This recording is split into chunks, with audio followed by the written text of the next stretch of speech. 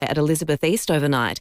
Fire crews called to Spruance Road just after 8:30 to find the property well alight. Upon arrival, crews were met with flames issuing from the upper rear level of the property. Firefighters wearing breathing apparatus used multiple high-pressure hose lines to attack the fire, bringing it under control within 10 minutes.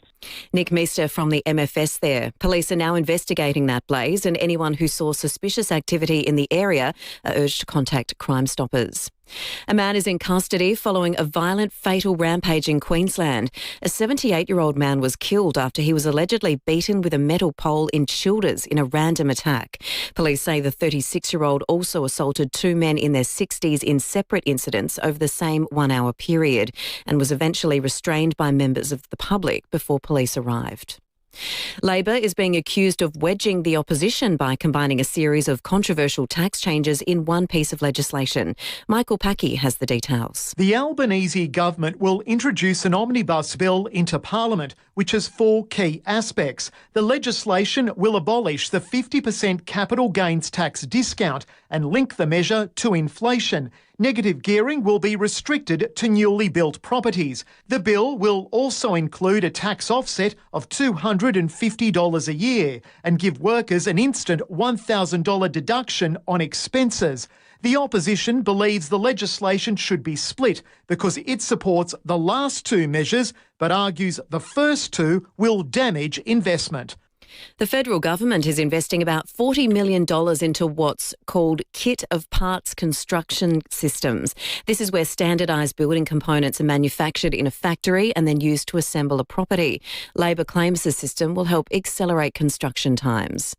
And a new umbilical cord blood trial is hoping to heal our tiniest Aussie battlers. More from Gabrielle Hodson. A Queensland baby less than a third the size of an average newborn has become a national pioneer thanks to researchers in Melbourne. Tiny Louis has a brain injury. A News Corp says his parents seriously considered moving overseas to access stem cell therapy. But Monash University and the Monash Children's Hospital have been running a trial into donor cord blood cells. They're investigating whether the blood can act as a natural shield to protect premature babies from long-term brain damage. They'll get stem cells from umbilical cord blood, which are vital as a blueprint for the body and for repair after injury. Gabrielle Hodson reporting. 5 villagers have been found alive after being trapped in a flooded Laos cave for more than a week. Loved ones say they ignored concerns about falling rain when they entered the cave system looking for gold. Rescuers are still searching for 2 others. Now turning to 5AA Sport. Gliderol garage doors are proudly and brilliantly made right in South Australia. Gliderol.com.au. Footy's underway tonight, Rennie? Yeah, looking forward to it, Kat. It's round 12, isn't it? And there's some buys coming up for the next few rounds, but it's going to be a cracker tonight. St Kilda hosting Hawthorn at Marvel Stadium. And a big boost to the Hawks. Jack Gunston and Will Day are back, while Dougal Howard is out for the Saints. He's injured. To tennis, there's been a major upset at the French Open. Second seed and Australian Open winner Elena Rybakina is out after round 2. She's lost to Ukrainian Yulia Strabovtseva 3-6, 6-3, 7-6. Today it was not enough from my side, so even when I was not really attacking the ball, I was trying to keep it in play. I had too many mistakes. Aussie James Duckworth is also out, going down to Spain's Rafael Horla in 4 sets, 6-1, 6-7, 6-4, 7-5. And South Aussie Thanasi Kokkinakis has had to retire with an injured right shoulder. He was playing against Spain's Pablo Carreno Busta. The match was tied at 1 set apiece. It's his 6th match in 2 years after a string of similar injuries. Well, Crystal Palace is on the verge of claiming a major European trophy, currently leading Spanish side at Rayo Vallecano 1-0, with about 20 minutes to play in the Conference League final. Palace with the only goal of the game so far early in the second half. Wharton goes on. Oh, Mateta is there! And the moment Palace craved has come. Audio there thanks to Stan Sport. And in some cricket, Travis Head and Pat Cummins, Sunrisers Hyderabad, have been knocked out of the IPL. That's after going down to the Rajasthan Royals in their eliminator final by 47 runs.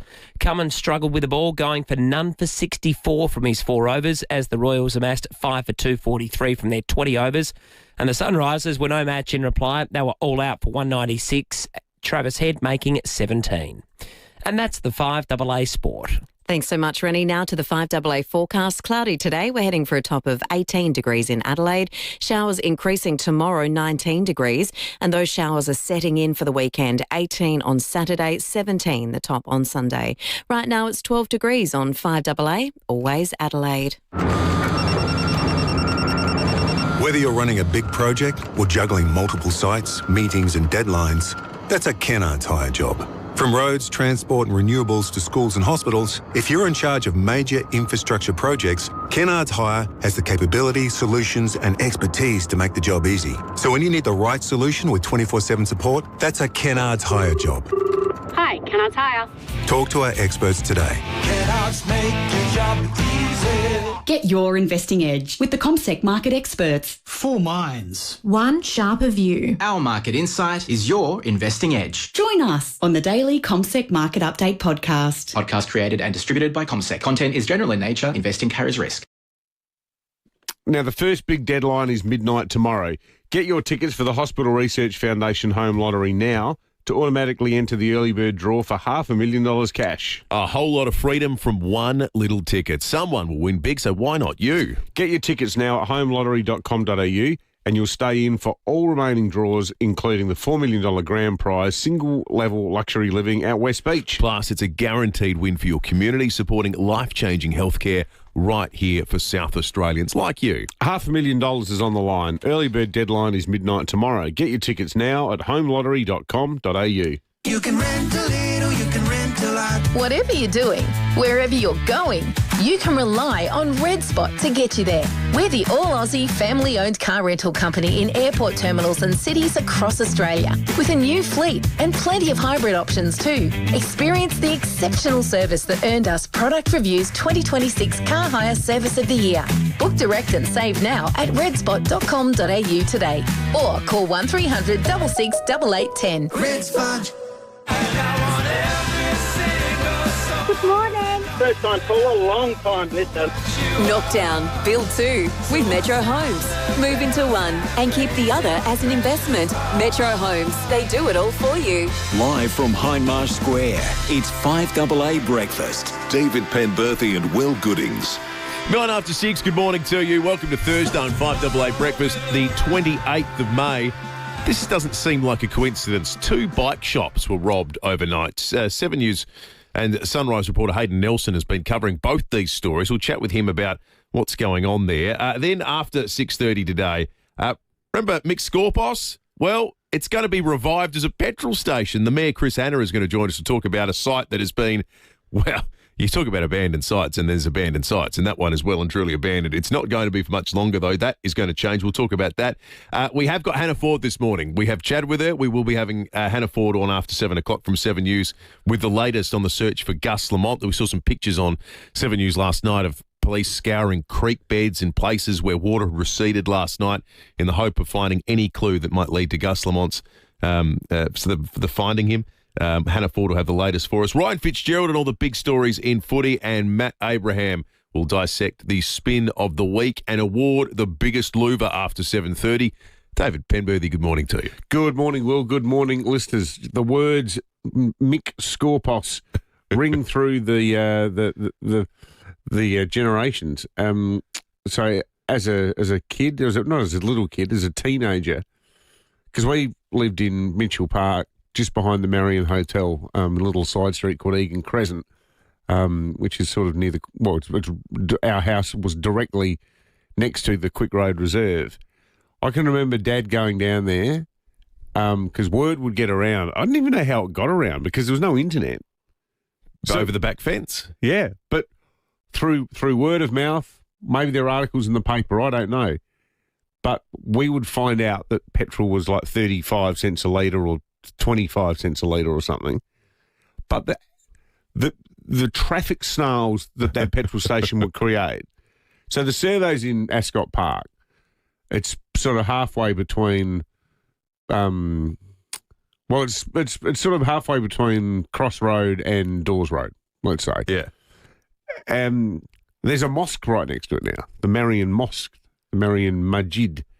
That mosque's one of the now the longest standing mosques in Adelaide. But I can remember Marion Road would stop working. Like you could not use Marion Road, and we're a good 2 suburbs away in Mitchell Park. Like Parkholm would be stuffed. You couldn't get in there because the queues would literally go for miles and for miles and for miles. Was Mick Scorpos also beyond the was it considered a regional petrol station for the purpose of what was the old rule? You couldn't fill up after what time on a weekend, on a Sunday, unless it was considered regional. So some of those down south. Yeah, well, that's why I like remember the old Golden Fleece with the guy holding the trident? Yeah. But was Mick Scorpos? Nah, that was Metro. Yeah. For the purpose of that rule. Yeah. Okay. Because from memory, I think at Esso, when I worked at Esso in 1983, we had to stop at noon or 1 on a Saturday. So I'd work 9 till noon or 9 till. And when did petrol stations start again? This is great because this is Monday. Yeah, unless you went for a long drive, ironically. Yeah, so you had to go down to what was it wasn't Flagstaff Hill because Flagstaff Hill hadn't been proclaimed in the early 70s. But yeah, there was that whole row of servos that sort of still lingers on down there. Yeah, there's a concentration of them. There's a few of them, but it literally used to be like servo after servo after servo. What did happen to the guy holding the trident? The Golden Fleece guy. They needed Cozzy to save him. Yeah, where's Cozzy when you need him? 8223888. Give us a call. What's something that used to be the most normal thing in the world that doesn't exist anymore? Like not being able to fill up your car between, what was it, midday Saturday and Monday morning, or going to Mick Scorpos for a bargain deal. Was there an equivalent like that in your neck of the woods in West Lakes? It was a bargain petrol station. Yeah, was there one that caused all the... No, not real. Because West Lakes is a new development. Yeah. That sort of weird artificial new development feel, which is odd to think now. That shell, which is co-located with the Hungry Jacks, that's sort of been there from the very get-go. Yeah, that's always been... Yeah, that's probably the oldest one there. Yeah. I'm not sure about the one on Military Road. I reckon that's been around there for a while. What I don't know is why on earth has the Scorpos servo sat there in a total state of disrepair for more than 20 years? There's a few of those. There's an old abandoned petrol station on the corner of Grange and Tapley's Hill Road that's been there forever. That just sits there. It used to be one probably. I'm not sure. Yeah, I know that one. Yeah, that's been there. Maybe so if you're heading to the beach, it's on your left. That's right. Yeah, that's a good 10 years. Absolutely, at least. Maybe even more. Maybe there's something about the remediation of old petrol station sites. Maybe it costs a fortune to do them up. The tanks under the ground, or there's enough sort of demand to actually just turn them back into service stations. Absolutely. What I don't understand is how sometimes they disappear and then straight away they come back again as service stations. Yeah. There was the one on the corner of Springbank Road and Goodwood Road that did that. Well, this is not instant, but Mick Scorpos, it's going to return as a petrol station, according to the council. Agostino Group are behind it. So AMPM, I think they own. Yeah. They're good people. They might be getting a Carl's Jr. down there too, by the sounds. Well, Agostino owns a Carl's Jr. as well. Makes a lot of sense. Good burgers, Carl's Jr. Things that used to be the most normal thing in the world that simply, you don't not do them, they don't exist. Not being able to fill up your car in Metro Adelaide, driving out to the discount petrol station south of the city. What are things that just simply don't exist anymore that were once the most normal thing in the world? 8223888. Text us on 0448081395. King Neptune is the guy holding the trident. King Neptune. Simon in Seaford says apparently King Neptune has been found and Marion Council holds it in storage. I'm not sure if he's joking or not. Hopefully that's true. Well, we're speaking with Chris Hanna. We'll ask him. Yeah, let's get to the bottom of that. Somebody has said you can't, servos can't be developed for 20 odd years unless it's another servo. So maybe it's land designation. Wow. Sort of they're zoned as servos, maybe because of the toxicity. Maybe the person didn't put their name to the text, but that's very, very interesting. All right, let's take a quick break. 16 after 6. One blood donation can save up to 3 lives. The power's in your veins. Make the most of it and book a donation today. Lifeblood. Life is the reason. Not every conversation stays with you. This one will. Join Stephen Bartlett as he asks the questions and nothing is left unsaid. Search The Diary of a CEO wherever you get your podcasts. Kids don't want to wait. The sooner, the better. Every moment is a chance to learn and grow. And they're right. It is. The first few years of a child's development play a hugely important part in their future, in learning and in life. That's why the state government is rolling out 3-year-old preschool from 2026. Because the sooner they start, the further they can go. Learn more at flyingstart.sa.gov.au. A message from the Government of South Australia. Hi, I'm Steve Wormald from Walco Liners and Covers out at Paraka. We're a manufacturing business. So far as advertising, we've done a few things. Print, magazines, a couple of spots on TV, but we'd never done radio. Contacted FIVEAA and were teed up with James Wellham and thought we'd give it a go. Very much James's pitch was that quite distinct from a radio show with music. A talk show, advertising that comes in on chat show will be more like a testimonial. So that was quite attractive to me to give that a go and actually be personally endorsed, I suppose, by the talk show. 5AA is the only one in town. We gave it a go. That was 2016. To get your message out there and grow your business, visit 5AA.com.au and hit the Advertise With Us link for more information. Formula Honda's end of financial year event is on now, with great offers right across the Honda range. Receive price reductions of up to $2,000 on selected 25-built Honda CR-Vs. Premium engineering, exceptional value, a standard that's a cut above the rest. This is the end of financial year event, only from Formula Honda, and only while stocks last. Visit Formula Honda at Glen Osmond Road, Glen Osmond, or North East Road, Modbury, and book your test drive today. See honda.com.au for T's and C's. A full bottle of LPG? That's useful. 3 bottles? Even more useful. Your first 3 bottles of LPG for $99 each with delivery from Origin? That's all kinds of useful. Sign up by 30 September, only in selected areas. Equipment fee and T's and C's apply. 5AA Breakfast is streaming live right now. To watch, simply head to 5AA on Facebook or YouTube. Knock down, build 2 with Metro Homes. Move into one and keep the other as an investment. Metro Homes, they do it all for you. David Penberthy and Will Goodings, 5AA Breakfast. 18 after 6. Big thank you to Dave Lloyd, our Alberton correspondent, who correctly identifies the western suburbs mixed scorepost is Rob's Fuels at Findon. Rob's Fuels, to this day, my brother and I have a sort of a tick or a Pavlovian response. If someone says Rob's Fuels, the other one says Cheap Smokes. Because there's that sign, there's that hand-painted sign at Rob's Fuels that says it's Cheap Smokes underneath it, which I assume is still there, but every time we drove past it, it used to crack us up. Rob's Fuels, Cheap Smokes at Trimmer Parade. Thank you for that, Dave. Those are the days. Well, yeah. You go to the 7-Eleven, you buy petrol and cigarettes. There you go, a lolly store. That's right. In front of you buying like a 2-seat kayak. It's generally lolly stores or gift shops that are getting knocked over at night at the moment. But last night, bike stores got hit. 2 of them. Jono Edwards has been covering the story for 7 News here in Adelaide. Jono, 2 of them. That can't be a coincidence, can it?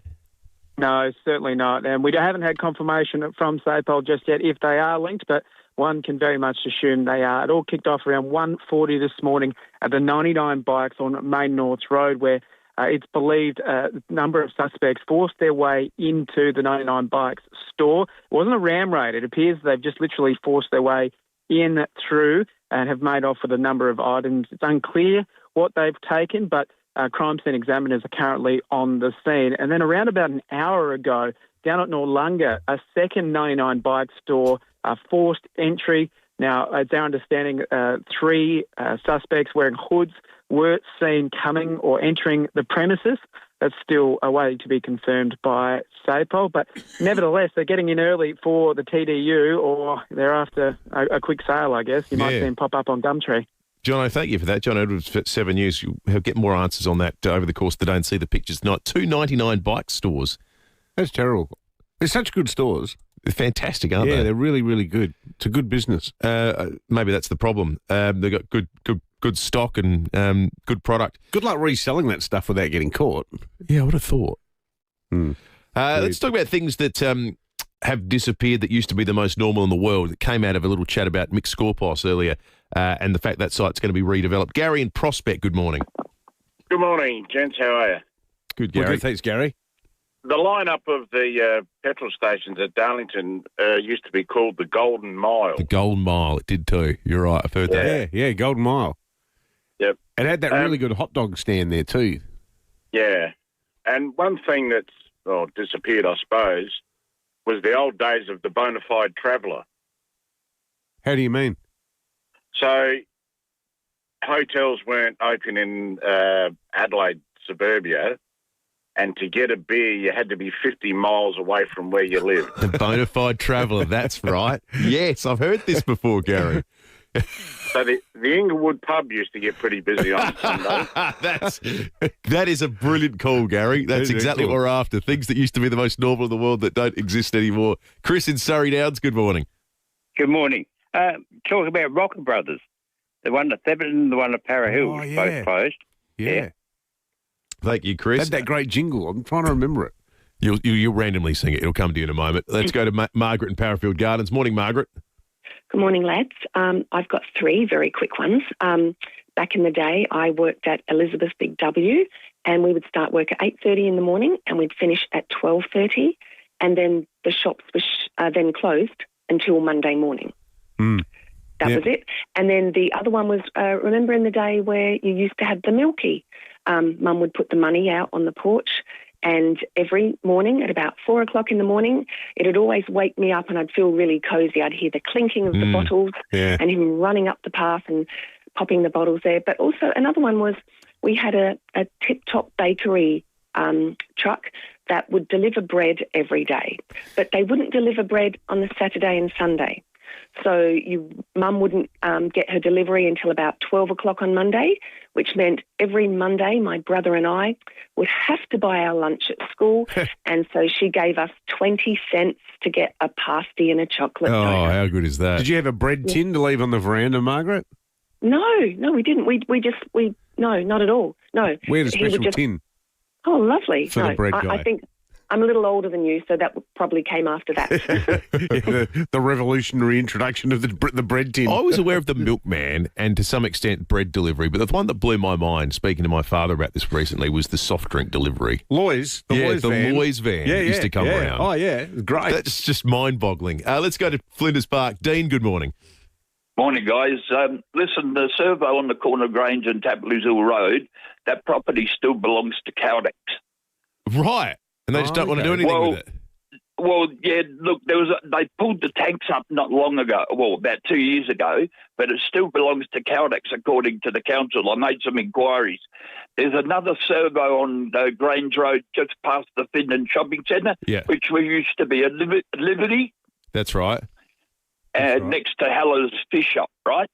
And Rob's Fuels on Trimmer Parade is now a complete recycle depot. Yeah, we just got a text about that, Dean. Yeah, thank you for that. Rob's Fuels, cheap smokes, forever in our memory. Kev in Glen Osmond, good morning. I'm a rockabilly rebel from head to toe.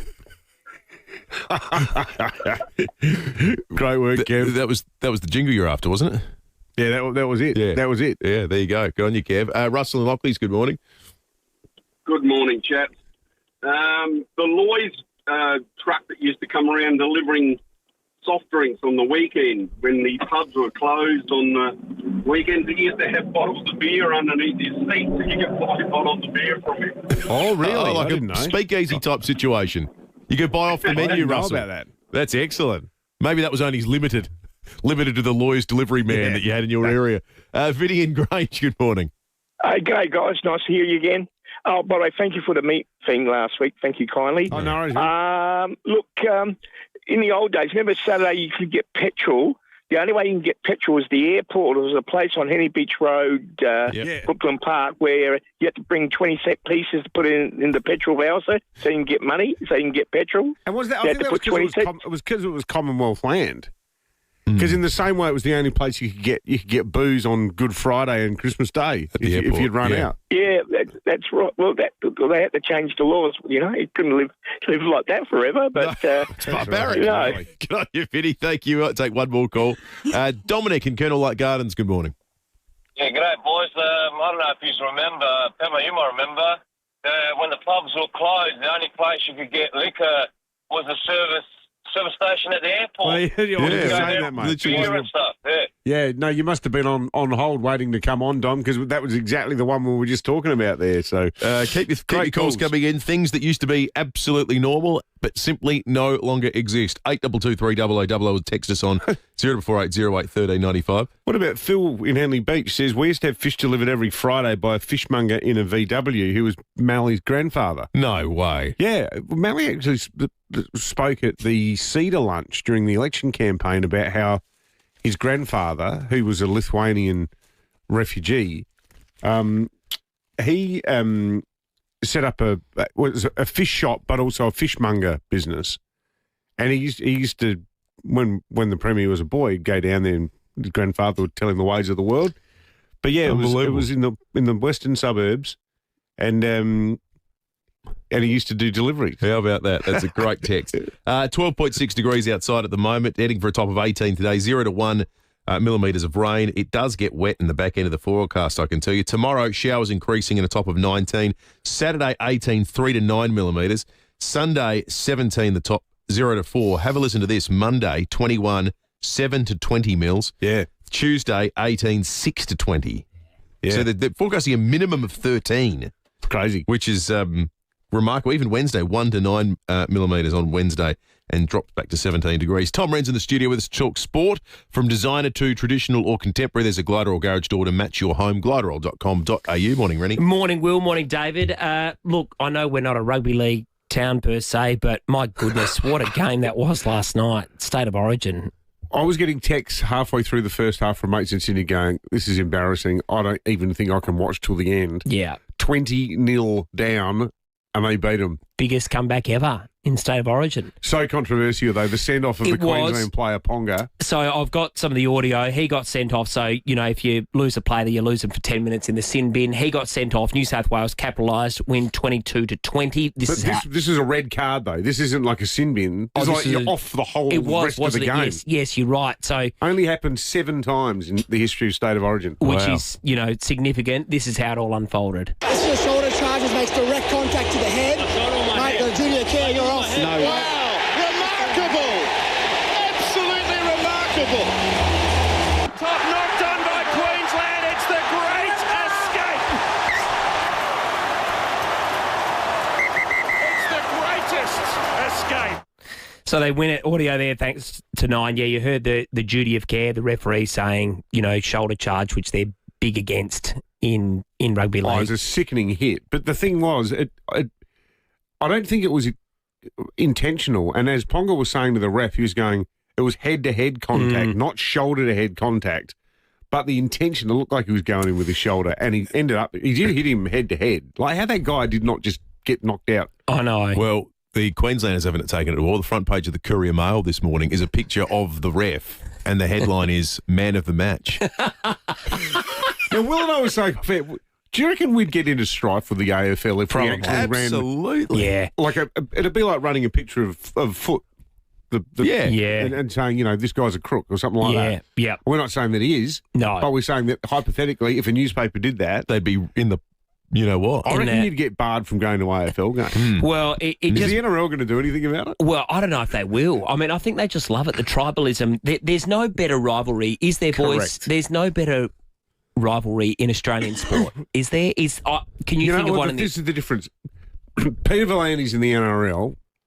If someone said, "Oh, look, the ref's got pretty hurt feelings because of this Courier Mail front page," V'landys would go, "Well, tell him to grow a pair and suck it up." Yeah, because it's all part of the banter and the bullshit that makes rugby league great. And that's why we got the AFL had 10 meetings about it. Yeah, that's why they get 5 million people watching it on TV, and you know all of that stuff. So but I know you guys aren't fans of the game, and you particularly will. Just please do me a favour. Watch James Tedesco's mark and try to win the game. Yeah. It is insane. It is this skied ball. It's bucketing down. Like the ball, if there was a roof, it would have hit the roof. Yeah. He's running backwards right next to the try line. He marks it. He spins backwards. The ball almost spills out. And in one move, he grabs it and he grounds it. Yeah. With 2 guys trying to push him over. It's a Gary Ablett-esque is what it is. Like, incredible. It's stunning football. It was amazing. And, you know, like I said, I think it's the best rivalry. Crows Port's really good, Hawthorn Geelong, but it doesn't come close. I don't think AFL can replicate State of Origin to that extent. No. Ever. It can't even get close. No, I don't think so. But little bit of other news just as I go. Breaking news, Crystal Palace have just claimed the Conference League trophy, which is like the third tier. So you've got the Champions League, Europa League, then the Conference League. They've just won that. So they've just won the English final. sides just dominate the second and third tier of European football, They don't do. they? Yeah. Aston Villa, of course, took out Europa. And then Crystal Palace and Arsenal could win the Champions League. They could win it all. You're right. Sunday. Good on you, Rennie. Thanks, boys. Thanks, mate. This is 5AA News. Always Adelaide. Cloudy today. We're heading for a top of 18 degrees with the 6:30 news. Good morning. I'm Kate Collins. Physio Extra offers Locomat and Armio robotic technology services at their Marion and Eastwood clinics. PhysioExtra.com. 2 bike shops have been targeted by thieves overnight in separate smash and grabs. Jono Edwards from 7 News has told David and Will the first was a 99 bike store on Main North Road at Nailsworth. It wasn't a ram raid. It appears they've just literally forced their way in through and have made off with a number of items. It's unclear what they've taken, but crime scene examiners are currently on the scene.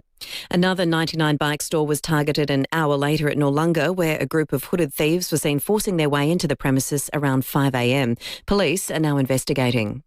Labor says embracing new construction methods is critical to building more homes. The federal government will invest almost $40 million into so-called kit of parts housing systems.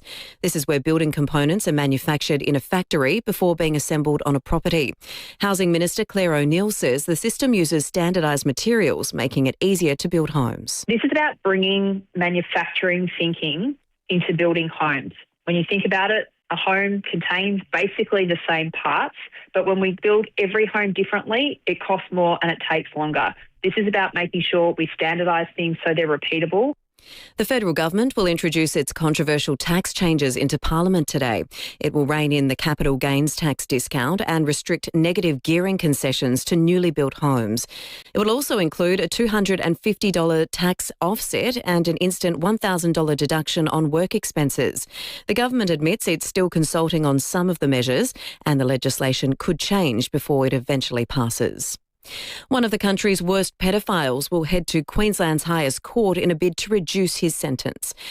Georgia Condek reports. Brisbane childcare worker Ashley Paul Griffith was sentenced to life in jail in 2024 after pleading guilty to more than 300 charges involving rape, indecent treatment of a child under 12 and making child exploitation material.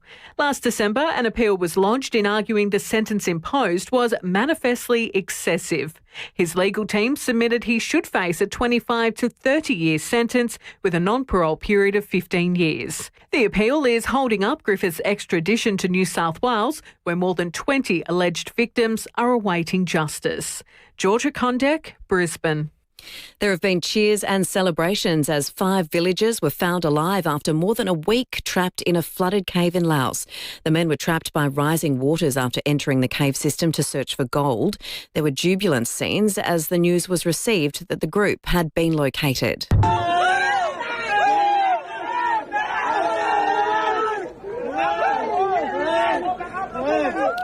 2 men remain missing. Efforts are now underway to get the 5 out of the cave.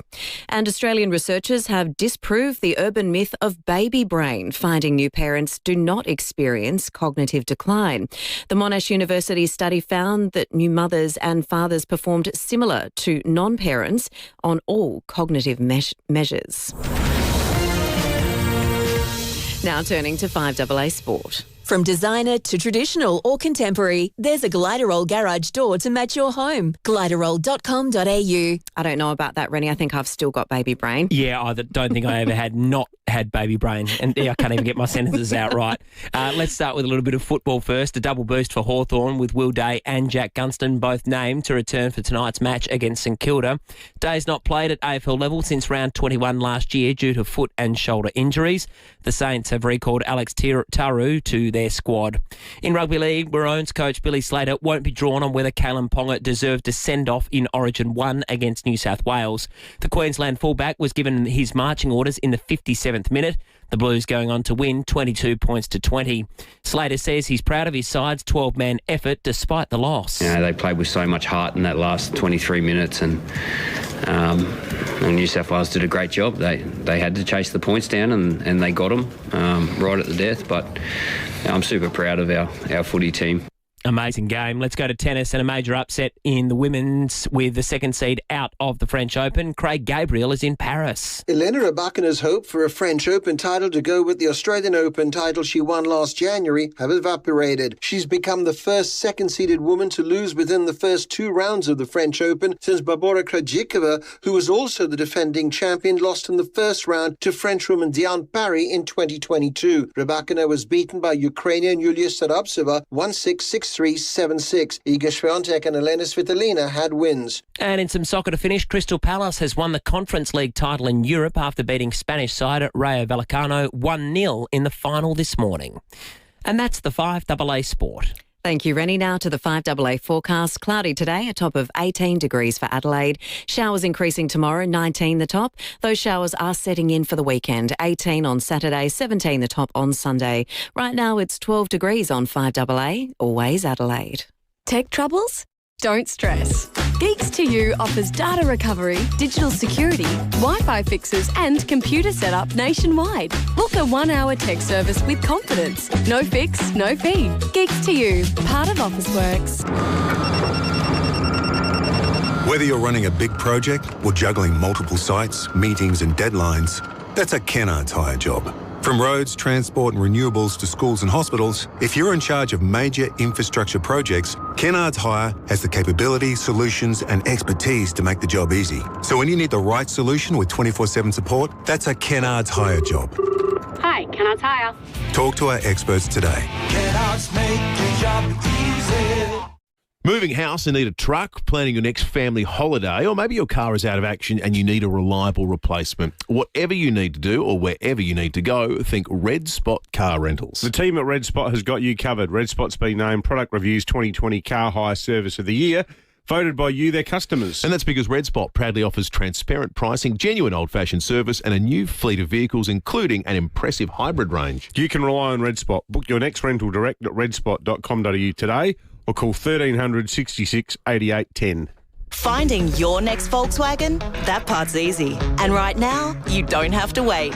Mawson Lakes Volkswagen's end of financial year unlocked event is on right now. So you can jump in early and get first pick from a huge range of new and demo Volkswagens ready for delivery. Plenty of colours, plenty of options. On-site finance, next day servicing. No waiting, no missing out. End of financial year unlocked event ends June 30. Mawson Lakes Volkswagen, just a short drive from the city. Knock down, build 2 with Metro Homes. Move into one and keep the other as an investment. Metro Homes, they do it all for you. David Penberthy and Will Goodings, 5AA Breakfast. 20 minutes to 7. Very shortly, we're going to be chatting with the co-president of the East Adelaide Football Club, who are concerned they might soon be homeless. Trent Bowden will have more in just a moment. But first, let's take some more calls on things that used to be normal, run-of-the-mill, everyday life features that now simply do not exist. Phil in McGill, good morning. Good morning, boys. The servos at Darlington, the Amoco used to be 15.9 cents a litre. We'd go up there and fill our 20-litre jerrys up for $4 to go up the river skiing on the weekend. And the other, yeah, it's insane. And the other thing is tray boys at the Adelaide Oval. Oh, yeah. And the cry was choc ice, chocolates and assorted sweets. There was that little chant they used to go, pies, pasties, sausage rolls, orange juice. Remember that? And Dave, I did it at the Unley Oval for 7 years, and in those days I'd walk round inside the boundary during the last quarter of the reserve game to cater for people in the outer, and then I was able to squat next to the coach's box and watch the game during the first quarter and listen to what Jack had to say. Oh, what a great experience. That's fantastic, Phil. You wouldn't have got through the crowd at Unley as a tray boy back then because it was standing room only. You'd have the only way to get around would have been on the boundary line. They just quietly disappeared, didn't they? The idea of a person just selling stuff in the aisles. Yeah. They must have gone out in the mid-90s. They used to sell Eskimo pies as well from those trays. Yeah. Yeah, it was. I reckon it disappeared earlier than the 90s. Oh, you could still do it at Footy Park when the Crows first entered the competition. Excellent, wasn't it? Yeah, but other sports around the world still do it. Yeah, what are they doing at the Adelaide Oval? Must be just a labour cost thing. You probably get abused. There's also you want a that. beer? That'll be $18. Trevor in Nova Gardens, good morning. Good morning, Jeff. The things I miss is the old Friday night front bar butcher. You used to come around and you get some cabana and cheese and whatnot to have a few frothies with. Just about every front bar used to have it. Yeah, yeah. And the salvo ladies would sell the war cry. That is fantastic. Yeah. Front bar butcher. Hey, just quickly, I had a look off the balcony at 6:30, and I'm not exaggerating here. Now, the Nova building where 5AA is directly opposite the Channel 9 building, then on the other side of Pirrie and Pulteney. You can almost barely make out. I've got it on now. You cannot make out the Channel 9 logo. It is so foggy. Well, usually that's from here, I can 150 see. metres Yeah, away. I can always see it from here, sitting in this chair. I can't see it right now. It is. I won't use the word. Will everyone knows the word I want to use? Well, because you're a slave for accuracy, of course. It's just a thick fog. But it is a super thick fog. It is a thick fog, Look isn't at it? that. And particularly for people in the hills and down on the what would it Fleurieu. be like in the hills right now? Yeah. Let's go to Athelston. Matt, what are you seeing out there?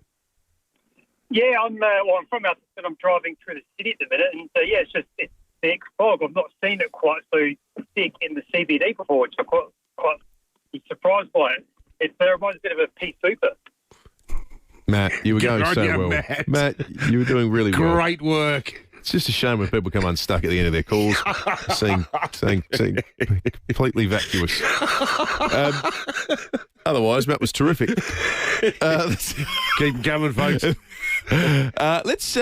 Let's change tack a little bit here. This is an intriguing story. The East Adelaide Football Club have called Park 16 at Victoria Park home for more than 8 years, but they've had a look at the plans and they can't exactly see where they fit in once the MotoGP arrives at the end of this year. Trent Bowden is the co-president of the East Adelaide Football Club. Trent, good morning to you. Good morning. Thank you for having me. So, Trent, what's the threat to the club, do you think? And is it a temporary threat in terms of access for a while, or rather are you worried there might be permanent changes being made to Victoria Park that are going to bugger up your neck of the woods? Yeah, well, this is the thing. So whenever an event comes to town, I think it's wonderful, and we'll dance to make sure that we, are accommodating with it. Obviously, you can play away games when things happen, but when you're laying down a track for MotoGP, it feels like more of a permanent thing. And I know that there are words about potential temporary safety barriers, but the pure fact of the width of the pitch required, width of the track required, means that I believe our pitch is more or less going to be gone. Has anyone had any communication with you at all, Trent? So in terms of correspondence, we did message Peter Malinauskas, the Premier, as soon as the track was unveiled. And to his credit, he did send a message back acknowledging the impact that this would have on the club, but obviously with no specifics. And, it was early days back in February, March. But I think the issue is that even though the Motorsport Board has in its act that they need to consult with people who are adversely affected, we haven't received any information. And if it's going to start potential construction in spring, there's not really much time. And that would overlap totally with the soccer season, wouldn't it, Trent? Yeah, absolutely. So our lease goes all the way through to the end of March, and our soccer season then goes into a five-a-side season, which then goes into pre-season. So there's always something going on there, and if we need to find a new pitch, having all those conversations before September is quite a tricky thing. Yeah. Where were you guys? So you've been there for 8 years. Where were you before that? Oh, so we 8 to 9 years ago, we started just as a one women's club. So. Okay. Wow. Yeah. So you guys are a great recent development story.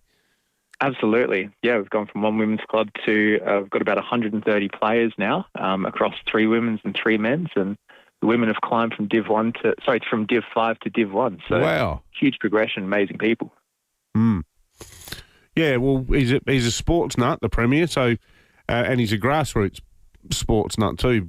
Spending many years playing for the Blacks, Adelaide Uni's football team. So, hopefully, it's something where you guys don't get short shrift and they take this issue seriously. Trent, thanks for joining us. Trent Bowden, the co-president of the East Adelaide Football Club. They sound like a Matilda story, that club, don't they? So eight years ago, they didn't exist. Yeah. Now they've got 120 players and they've got a Div 1 women's side. I know, They amazing. started with just a women's side. What a great story.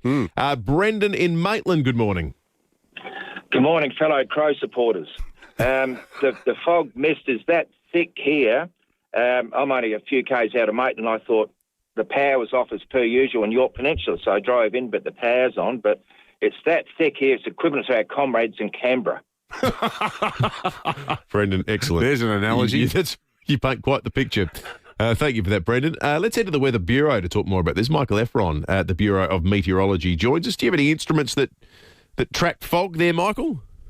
Yeah, so looking at our OBS site at the airport, we are seeing some visibility reductions there. So certainly some fog around it, as your last caller just said, but we should see that easing or clearing through the rest of this morning. We are sitting on about 12 degrees, but looking at a mild top of 18 degrees, cloudy at times today with fairly light winds. So it is looking reasonably settled, but it is all going to change as we head into Friday. We'll see showers developing through the morning into the afternoon. A top of 19 degrees. Showers continuing into the weekend, Saturday up to 18, Sunday 17. And then for the first day of winter, we are going to see really windy conditions on Monday, top of 21 degrees, looking at around 5 to 15 millimetres of rain. So will be mild to warm, but windy and wet with those showers moving through. Then on Tuesday, showers continuing with strong westerly winds, 18 our top, and then showers again next Wednesday up to 17 degrees. Good stuff, Michael. Thank you, Michael Efron from the Weather Bureau. Let's head to SAPOL. Senior Constable Holly Frisbee's on the line. Holly, there's been a suspicious house fire at Elizabeth East. Yeah, good morning, Dave and Will. That's correct. Police and fire crews were called to Spruance Road just before 8:30 last night following reports of a structure fire. Fire crews arrived to find the house fully ablaze and worked to extinguish the fire, which caused extensive damage to that property. Detectives and fire corps investigators will be attending that property today, and we do ask anyone who was witness to any suspicious activity in the area to contact 1800 333 000. Holly, also a drink driver's been caught at Murray Bridge. Yeah, this is a good stop by our Murray Bridge crews last night at about 10:30. Police attended Olympic Drive after reports of a Ford sedan crashing. The driver, a 24-year-old woman from Rockley, was submitted to a driver test and provided a positive result of .179. And boys, that's almost 4 times the legal limit. Police searched the Ford where a large samurai-style knife was located near the driver's seat. The driver was reported for aggravated driving without due care, drink driving and carrying an offensive weapon. She was issued a 12-month instant loss of licence notice. The car was impounded for 28 days and she will be fronting court at a later date. And Holly, also, we spoke earlier to John Edwards about these 99 bike shop break-ins. What's the latest on that? So about 1:30 this morning, patrols were called to May North Road to report suspects had broken into a bike shop. Police were quickly in attendance and searched the area and were unable to locate any suspects. Then again, 4:30, we were called to another bike shop, this time down south on Dyson Road. The area was searched with the assistance of PD Duke. However, we weren't able to locate any suspects, and we do ask anyone who did see any suspicious activity to either of these break-ins to contact Crime Stoppers. And once again, 1800 333 000. Good stuff, Holly. Senior Constable Holly Frisbee there from SAPOL. Just piqued my my niche interest, David. Spruance Road. There's a US Admiral called Spruance. There's a whole fleet. There's a whole class of destroyer called Spruance class destroyers at the moment. I thought, I wonder if there's any relation. Went and looked in that area of Elizabeth East, the surrounding streets of Benham Street and Conyngham Street. They're all named after US Navy personnel. An interesting little bit of Elizabeth East. I haven't checked the other ones yet, but I wonder why. I wonder why. Speaks to, especially in Elizabeth. Yeah. It sort of marks the change in Australian international relations posture, doesn't it? We've got Elizabeth named after the monarch, full of streets named after US naval personnel. There's all those streets in Clapham that are named after parts of Canada. Like there's Ontario Avenue, Quebec Avenue. Yeah. I suppose we've got a finite number of names. There's a bit of Henley Beach South that's named after combatants in the Battle of the Coral Sea, I think. They're all named after ships and sailors and so forth. I wasn't aware of this one, Elizabeth East. Interesting, they've all got a US connection. We're getting patchy reports about the fog. Metropolitan area absolutely chock-a-block with fog, but some people, like our good friend Bianca from HR up in Summertown, says normally it's thick with fog up here, but it's pretty clear this morning. Same in Greenwith. Tim out in Greenwith says no pea super out here. But Michael sent in a great photograph. He's coming down from Taringi. He's taken this photograph. We'll put it up on the live stream. He's taken a photograph of the top of the State Bank building just popping out of That's a spectacular photograph. It's crazy, that photo. We have made a call to the airport, so they're going to get back to us and we'll find out if the fog is creating any sort of delays at the airport very shortly. Let's check traffic. Thanks, Will, and morning, David. Roads aren't looking too bad for the running today. No great dramas. However, if you're up in the hills this morning at Aldgate, Carvey Tree and a rollover, Aldgate Valley Road and a Blaine Corner, take it easy if you're coming in through there this morning.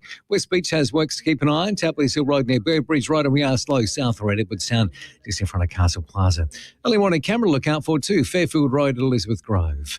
The BMW Expo sale event is on now. Receive savings equal to the GST on BMW X-Range vehicles. Ends June 30. T's and C's apply.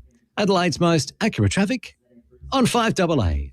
The global fuel shortage is affecting us all, and we each have our part to play. Simple actions like pumping up your tyres, removing things you don't need from the boot, running more errands in fewer trips, and only filling up with the fuel you need can help make our supply go further and save fuel for our truckies, farmers, and essential services. Every little bit helps. For more fuel-saving tips, visit fuelplan.gov.au. Authorised by the Australian Government, Canberra.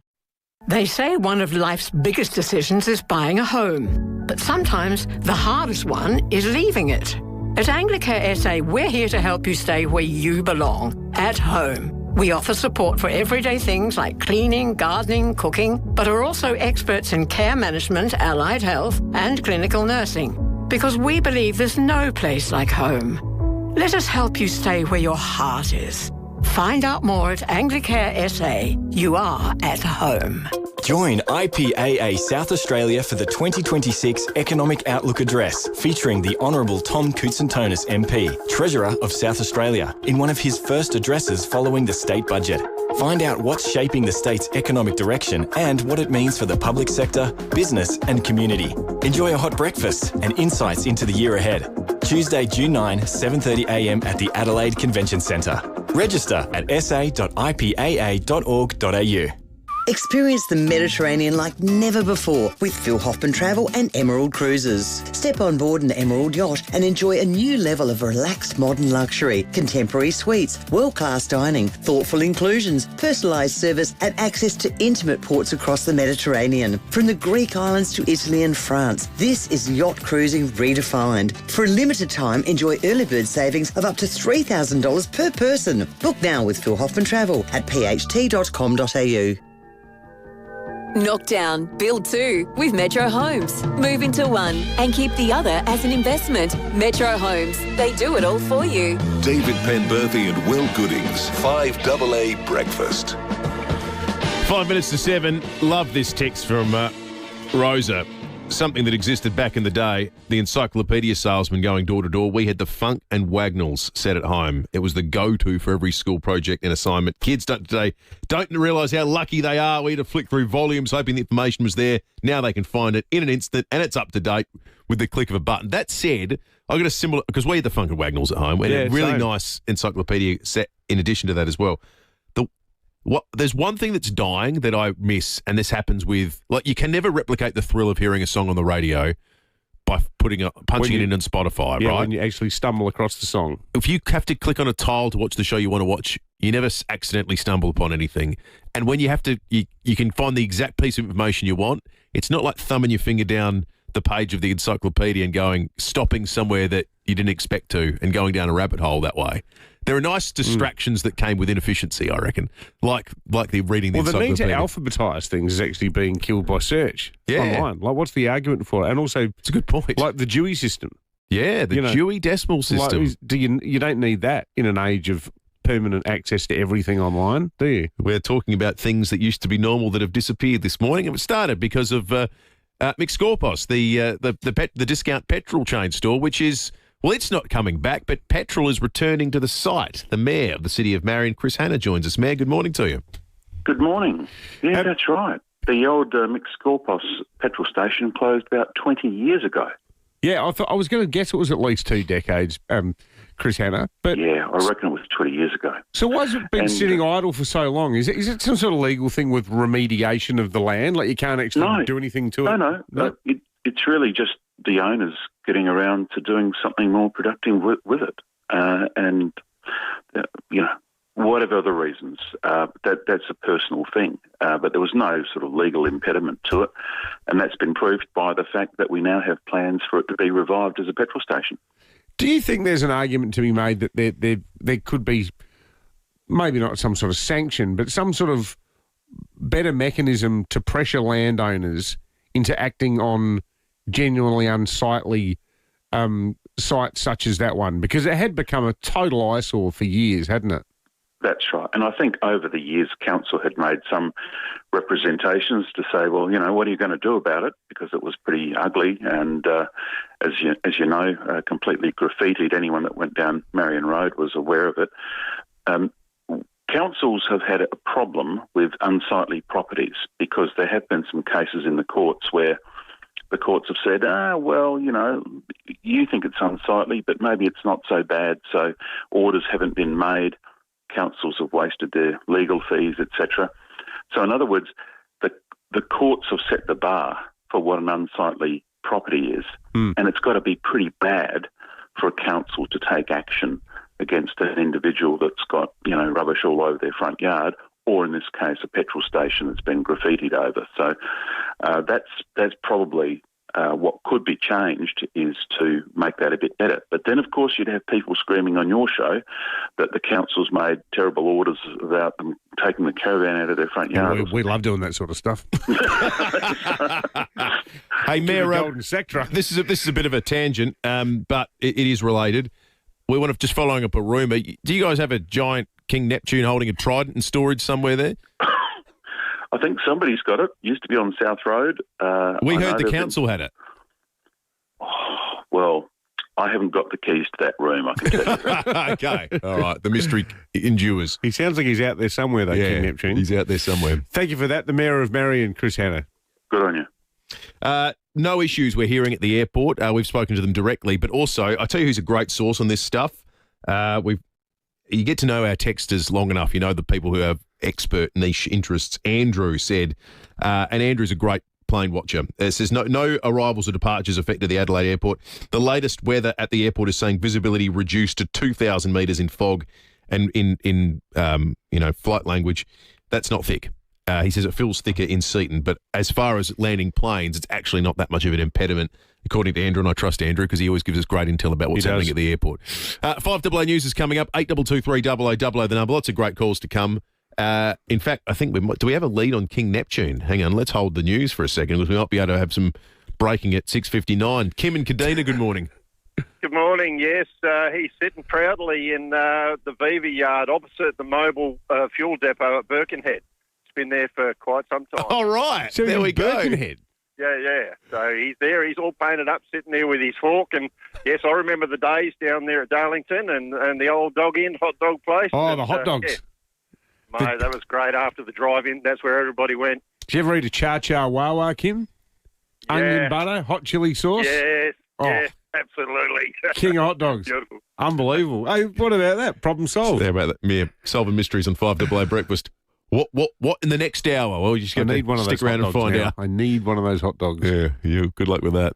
All right, coming up very, very shortly, we're off to Yunta. Hannah Ford will join us, and Matt Abraham in the next hour. 5AA Breakfast is streaming live right now. To watch, simply head to 5AA on Facebook or YouTube. The very latest news and information. This is 5AA News. Always Adelaide. Cloudy today. We're heading for a top of 18 degrees with the 7 o'clock news. Good morning. I'm Kate Collins. Physio Extra for Locomat robotic technology treating stroke, cerebral palsy, brain and spinal cord injuries. Visit physioextra.com. 2 99 bike stores have been targeted by thieves overnight in separate smash and grabs. Thieves forced their way into the first store on Main North Road at Nailsworth just before 2 a.m. Police searching the area, unable to locate the suspects. Jono Edwards from 7 News says a second store was hit down south an hour later. Down at Noarlunga, a second 99 bike store, forced entry. Now, it's our understanding that 3 suspects wearing hoods were seen entering the premises. Police dog Duke unable to locate any suspects from that break-in either. It's unclear if they're linked. Police are asking anyone with information to contact Crime Stoppers. Police are investigating after a vacant house was damaged by fire at Elizabeth East. Police and fire crews called to Spruance Road just before 8:30 last night to find the house fully ablaze with large flames leaping from the rear of the property.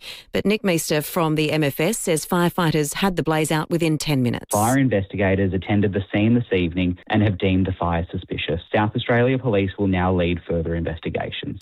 Anyone who saw suspicious activity in the area is urged to call Crime Stoppers.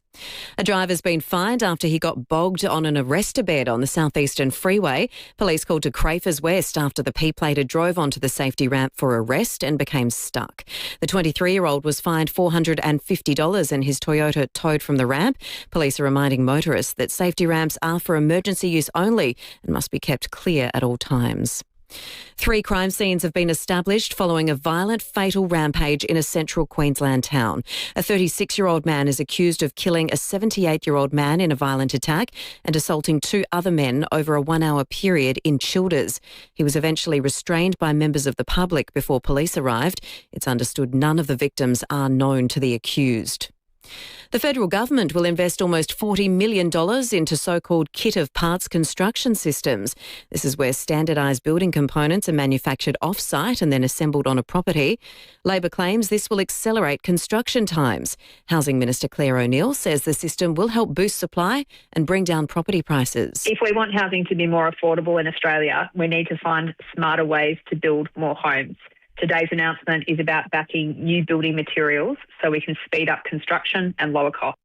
The Albanese government will introduce its controversial tax reforms into Parliament today. Federal Politics editor Michael Packey reports. Labor used its recent budget to announce plans to scrap the 50% capital gains tax discount and link the measure to inflation. Negative gearing deductions will be restricted to people investing in newly built homes.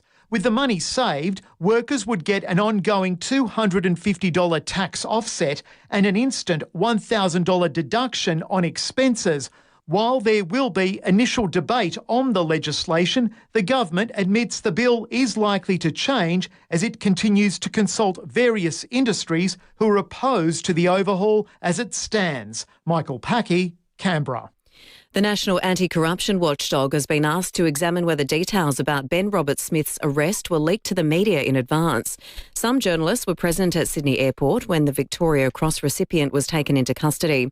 The Office of the Special Investigator says they're now taking steps to determine how the media knew about the arrest. Now turning to 5AA Sport. Gliderol garage doors are proudly and brilliantly made right in South Australia. Gliderol.com.au. Good morning, Tom Wren. And good morning to you as well, Kate. Hawthorn has received a major boost ahead of tonight's clash against St Kilda to kick off round 12 with Will Day and Jack Gunston both returning to the side. The Saints have lost defender Dougal Howard to injury while Liam Stocker is being managed. They've brought in Alex Taru and Isaac Keeler. To Rugby League, New South Wales has pulled off the greatest comeback in State of Origin history, beating Queensland 22-20 in the series opener. The Blues were down by 14 points at halftime before Maroons fullback Kalen Ponga was sent off for its shoulder charge in the second half. That allowed New South Wales to complete their comeback with James Tedesco scoring in the dying stages. Up high they go. Who's got it? New South Wales. James Tedesco's got it. He's going to win the game for the Blues.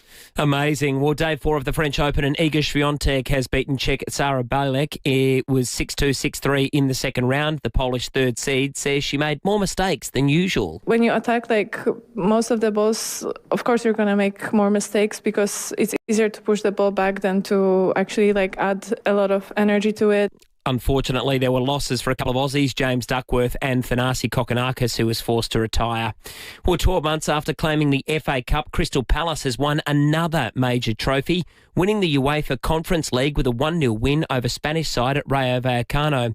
The final whistle sparking wild celebrations for the English side. You'll know them by their noise. Leipzig reverberates to the South London sound.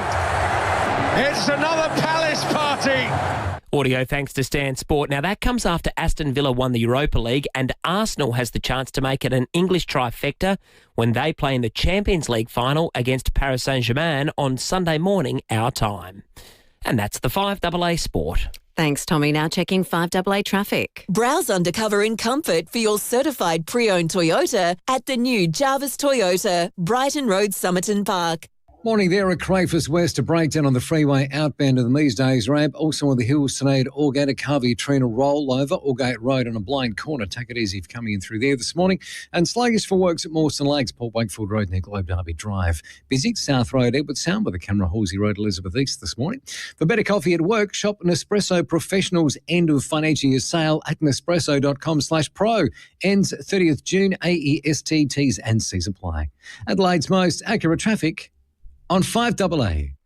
Now to the 5AA forecast. Cloudy today. We're heading for a top of 18 degrees. Showers increasing tomorrow, 19 the top. Those showers are setting in for the weekend. 18 on Saturday, 17 the top on Sunday. Right now it's 12 degrees on 5AA. Always Adelaide. Setting the agenda for South Australia. This is 5AA. Always Adelaide. Knock down, build 2 with Metro Homes. Move into one and keep the other as an investment. Metro Homes, they do it all for you. David Penberthy and Will Goodings. 5AA Breakfast. 8 after 7. Good morning to you if you're joining us for the first time. If you're in the city and you haven't peeked outside the curtains yet this morning, you might find your visibility's reduced. There's a fair bit of fog about the place. I've actually spoken to a few people up in the hills who say, in the hills, it's fine. It's all down at plains level that there is a significant reduction in visibility. Andrew's actually texted us back, our airport expert, who said visibility was 2,000 metres. In the time since we've read his text, it's down to 500 metres in the fog.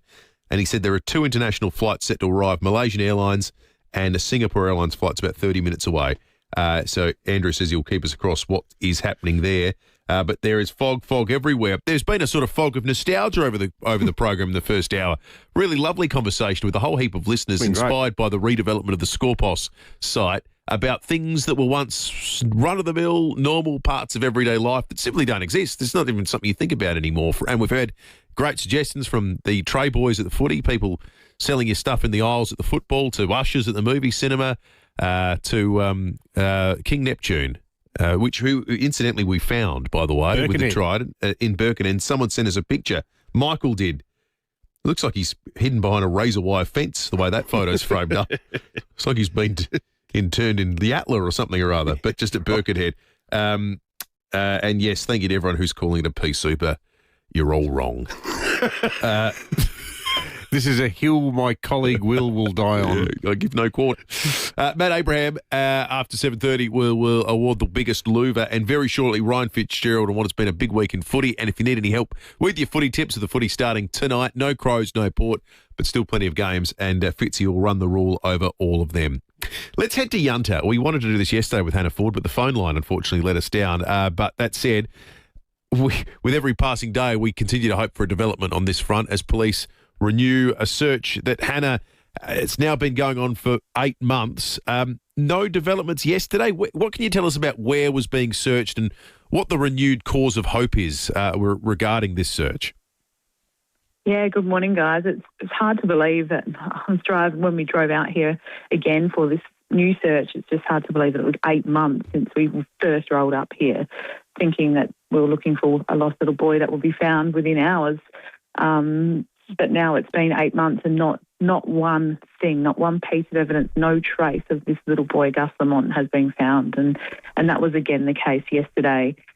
Police, about more than a dozen, almost 20, I believe, were back at the property yesterday and focusing on sort of waterways and creeks around the property. I think they're hoping that Mother Nature is their secret weapon here, and that perhaps some of the floodwaters may have washed up new evidence.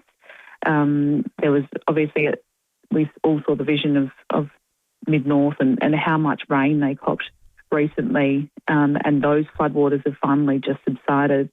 So there is hope that perhaps, with the shifting of dirt, that something might be unearthed, some sort of new evidence. Yesterday, they walked about 30 k's around the property, which is sort of about a 5k radius around Oak Park Station, and looking for anything, mainly creeks, waterways. That there is a lot of creeks and a lot of water paths that wind through this sheep station. And about 30 k's is what they did yesterday, and they're back there again today, and they'll be doing exactly the same thing. It was a long day for them yesterday. They started sort of early in the morning and then went straight through till almost dark, and they're about to hit the ground here again this morning, and it will be the same thing. But I guess everyone's just holding out some hope that perhaps that it's such a large remote piece of land. It's so vast that, you can walk it so many times, and they've searched it again and again and again. I think this is the 8th time I've been up here, and I know that they've searched here almost 10 times now, and we've seen all the vision of the army that was here and all the police that have covered this land. But it is easy to miss something it's so big. If you step over one inch of land that may have a clue. So they're just doing everything they can and ticking every box, and everyone's just still holding out hope. Do we know anything, Hannah, about what all the family members are up to? Have they been there? Have they been seen? Have the police said anything about whether they're cooperating or not cooperating? Yes, so we know that Josie and Shannon Murray, which are the grandparents of little Gus and who were on the family homestead when he went missing, are home at the moment. We haven't seen them at all. They have stayed mainly inside their property. Their daughter Jess, who is the mother of little Gus, no longer lives there. She's been living elsewhere for a while now, as also with the father, Josh, of little Gus. So while there has previously on the first times we were here, obviously they were out searching on motorbikes, and we saw them regularly. This search, we have not seen them at all. So it's just the grandmothers who live there now? Yes, that's right. Yeah, yeah. Are they visible when the searching's going on, Hannah? Are they out in the veranda, or are they locked up inside? No, we have not seen them at all, no. They're very much keeping to themselves, and from what we understand, they're obviously only communicating through their lawyers to police. I understand that they're not even speaking to police directly during this search. And obviously that's probably due to recent developments when police declared this a major crime only back in February and declared that they had a suspect, and that is when those grandparents did hire lawyers, and that is when sort of the landscape changed, and that's when they began communicating through lawyers. But it's just, you sit there and you look around and you just hope that there's just one little piece of something that's being missed, and that the breakthrough they don't so desperately want, and Australia so desperately wants, is found. Yeah. Well, your coverage of it has been amazing, Hannah, and we appreciate you coming on the program again. It's probably the 15th time you've been on about this, maybe more. Hannah Ford for 7 News Adelaide near Yunta. Thank you. You see some more of those pictures tonight. If you missed them last night, it's quite extraordinary. It's just an extraordinary Australian landscape where, because, this is a very regional area, and when the floodwaters come through, it just erodes the dirt. So you get these sort of cavernous-looking holes all of a sudden where, an impromptu creek has suddenly run through, and that's the kind of place that police were looking at. I reckon there'll be a lot of grandparents listening to this thinking, crikey, if my grandchild was missing and I knew I was innocent, I would be doing everything within my power to help the police solve this. It's hard to wrap your head around, isn't it? Yeah. That's not a judgmental statement. That's just no. Well, I think how people as grandparents would feel. Yeah. I think that's fair. Let's give away some tickets to Best of SA, shall we? What are we at? The 28th of May. The 12th of June is not too far away. Lovely getting messages from people saying they've bought tickets as well. It's going to be a great night. We've never done that before. It's going to be a huge night. 50 Have you worked years out of your outfit 5AA. yet, Will? Well, the benefit is I come straight from the news desk. I always run a bit late, so you got the advantage. I'm pre-dressed. You have people who help you get dressed. No, I actually have to do it myself, funnily enough. One leg after the other and all that. Hey, I'm just a guy. I wake up, I put my pants on one leg at a time like everybody else. Sorry. More cowbell. I interrupted. Yeah, that's right. The Bruce Dickinson. I got a fever. Now, if you want to get along, get calling 8223 0000. In the process, we're awarding prizes, giving tickets away and profiling great businesses like Martin Rogers Jewellery. Today, we're shining a light on Martin Rogers Jewellery. Martin Rogers Jewellery handcraft bespoke pieces using exceptional materials, creating timeless designs that you simply won't find anywhere else. And joining me today is Andrew Mitchell. How are you, Andrew? Great, thank you. For someone who's never had a piece custom made before, what's the experience like at Martin Rogers? So when people first arrive, I guess the most important thing for us is to get to know the person and then find out what it is that they're hoping to create.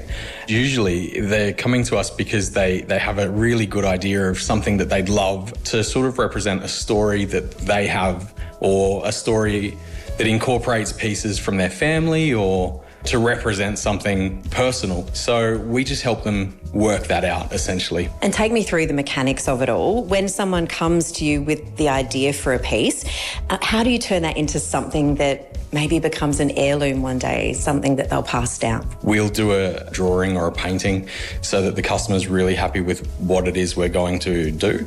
And then from there, we handcraft everything in-house. Literally everything's done here. And you've created some pretty incredible pieces, one in particular very recently. Can you tell us about the necklace? Yes, so we recently just made a neck piece called La Velocita, which is Italian for the speed, and it sort of encapsulates the 2026 Formula One season. We're all passionate about motorsport here, and I suppose it's a piece of motorsport history as well as jewellery. Thanks so much, Andrew. You can book your appointment at martinrogers.com.au. How cool is that? For your chance to win a $100 Visa voucher and 2 tickets to our Best of SA dinner Friday the 12th of June at Adelaide Oval. You can call in, and the winner is Dion from North Haven. Congratulations to you, Dion. We'll see you there on the big night. Martin Rogers Jewellery, handcraft bespoke pieces using exceptional materials, creating timeless designs you simply won't find anywhere else. Andrew says, I won't bug you too much with a blow-by-blow fog report, but Malaysian Airlines has landed successfully. However, Singapore Airlines have decided to go into a holding pattern over the York Peninsula because of the fog. And how's this? Can we do a retrospective golden sack truck? Yeah. We need a time machine to put the Tyson golden sack truck into the mix for this. Ben, our resident statsman, says, some things back in the day don't change. In the Tizer today, on this day in 1960, during the SANFL game between Port and North at Prospect Oval, a council traffic inspector issued 37 tickets for parking offences. If you're still alive and you're still listening to the show, you should hang your head in shame. The latest golden sack truck nomination we've had, but we're going to count it. We'll check traffic, and we're going to talk footy with Ryan Fitzgerald next. Thanks, Will. Rather foggy through the northeast and east this morning, so be mindful if you're coming in that way this morning. RAA busy with a couple of breakdowns. Got one at Crafers West on the freeway outbound to the Measdays ramp.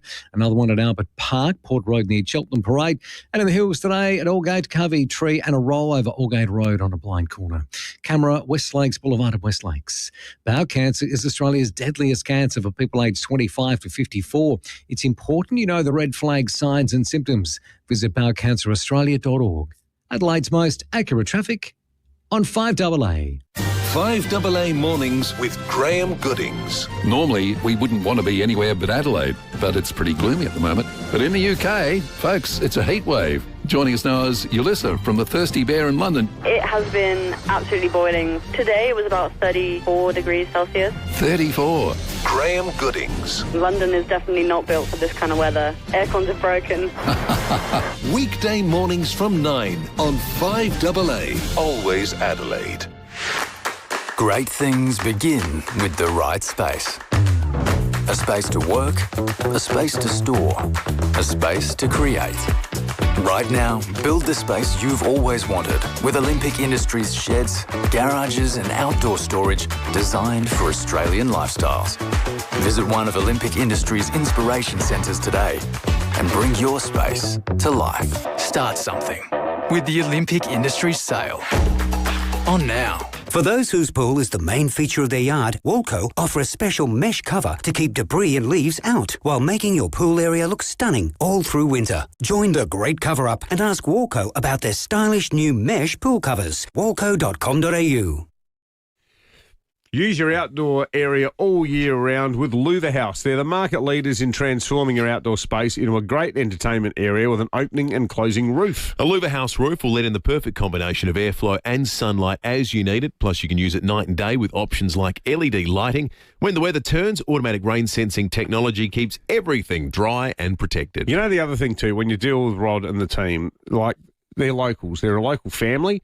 And they are so devoted to South Australia. But a lot of people say, oh, right, you want something done out the back, send us some photos of your patio area or whatever. Rod and the team, they'll go out to your house themselves and they'll do the whole thing, measure, quote, you name it.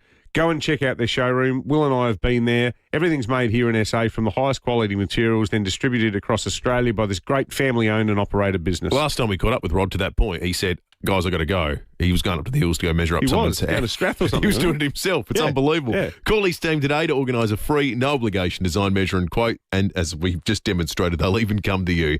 Bring your outdoor area to life with Louva House. Visit louvahouse.com.au. Finding your next Volkswagen? That part's easy. And right now, you don't have to wait. Mawson Lakes Volkswagen's end of financial year unlocked event is on right now. So you can jump in early and get first pick from a huge range of new and demo Volkswagens ready for delivery. Plenty of colours, plenty of options. On-site finance, next day servicing. No waiting, no missing out. End of financial year unlocked event ends June 30. Mawson Lakes Volkswagen, just a short drive from the city. Rosanna Mangiarelli here from 7 News. Join me and Will Goodings for Adelaide's leading news hour, 7 News, tonight at 6 o'clock.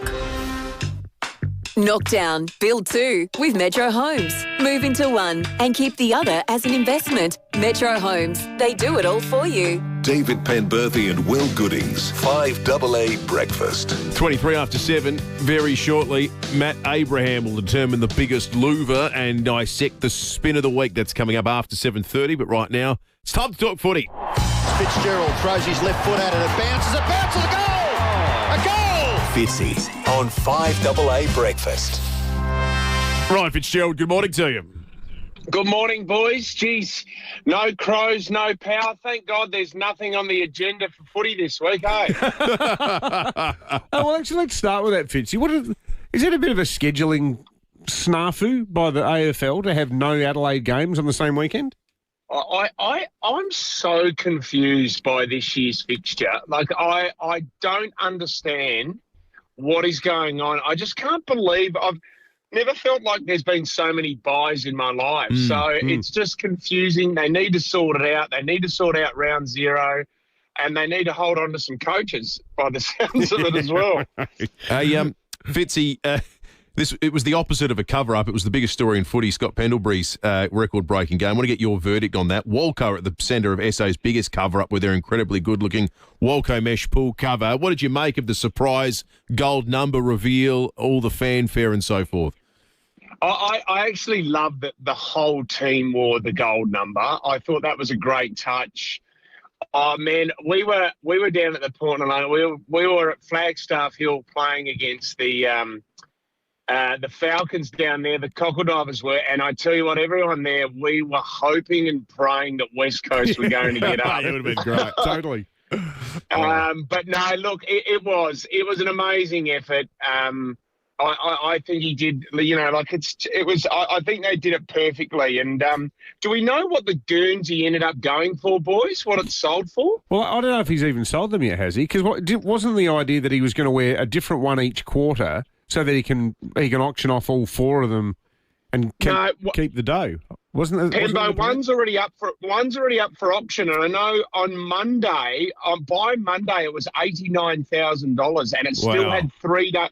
It still had 3 days to go. So, really? Maybe get Patrick or someone to check that out, because 101,000, Fitzy. 101,000. But see, you would think that people would go crazy for that on the final day. So yeah, I mean, yeah, it's still going. Yeah. No, look, I thought it was a lovely touch. I mean, he is a champion. He's been so professional. He deserves it. What do you think of James Hird potentially making a comeback at Essendon?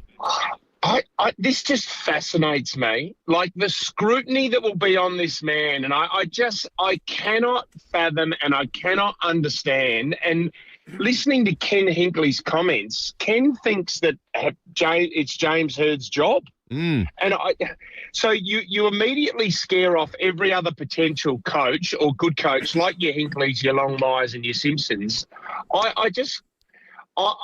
This will never work. He's been out of the game for too long, and I know it would be a fairy tale to have James Hird back, and if he could bring success.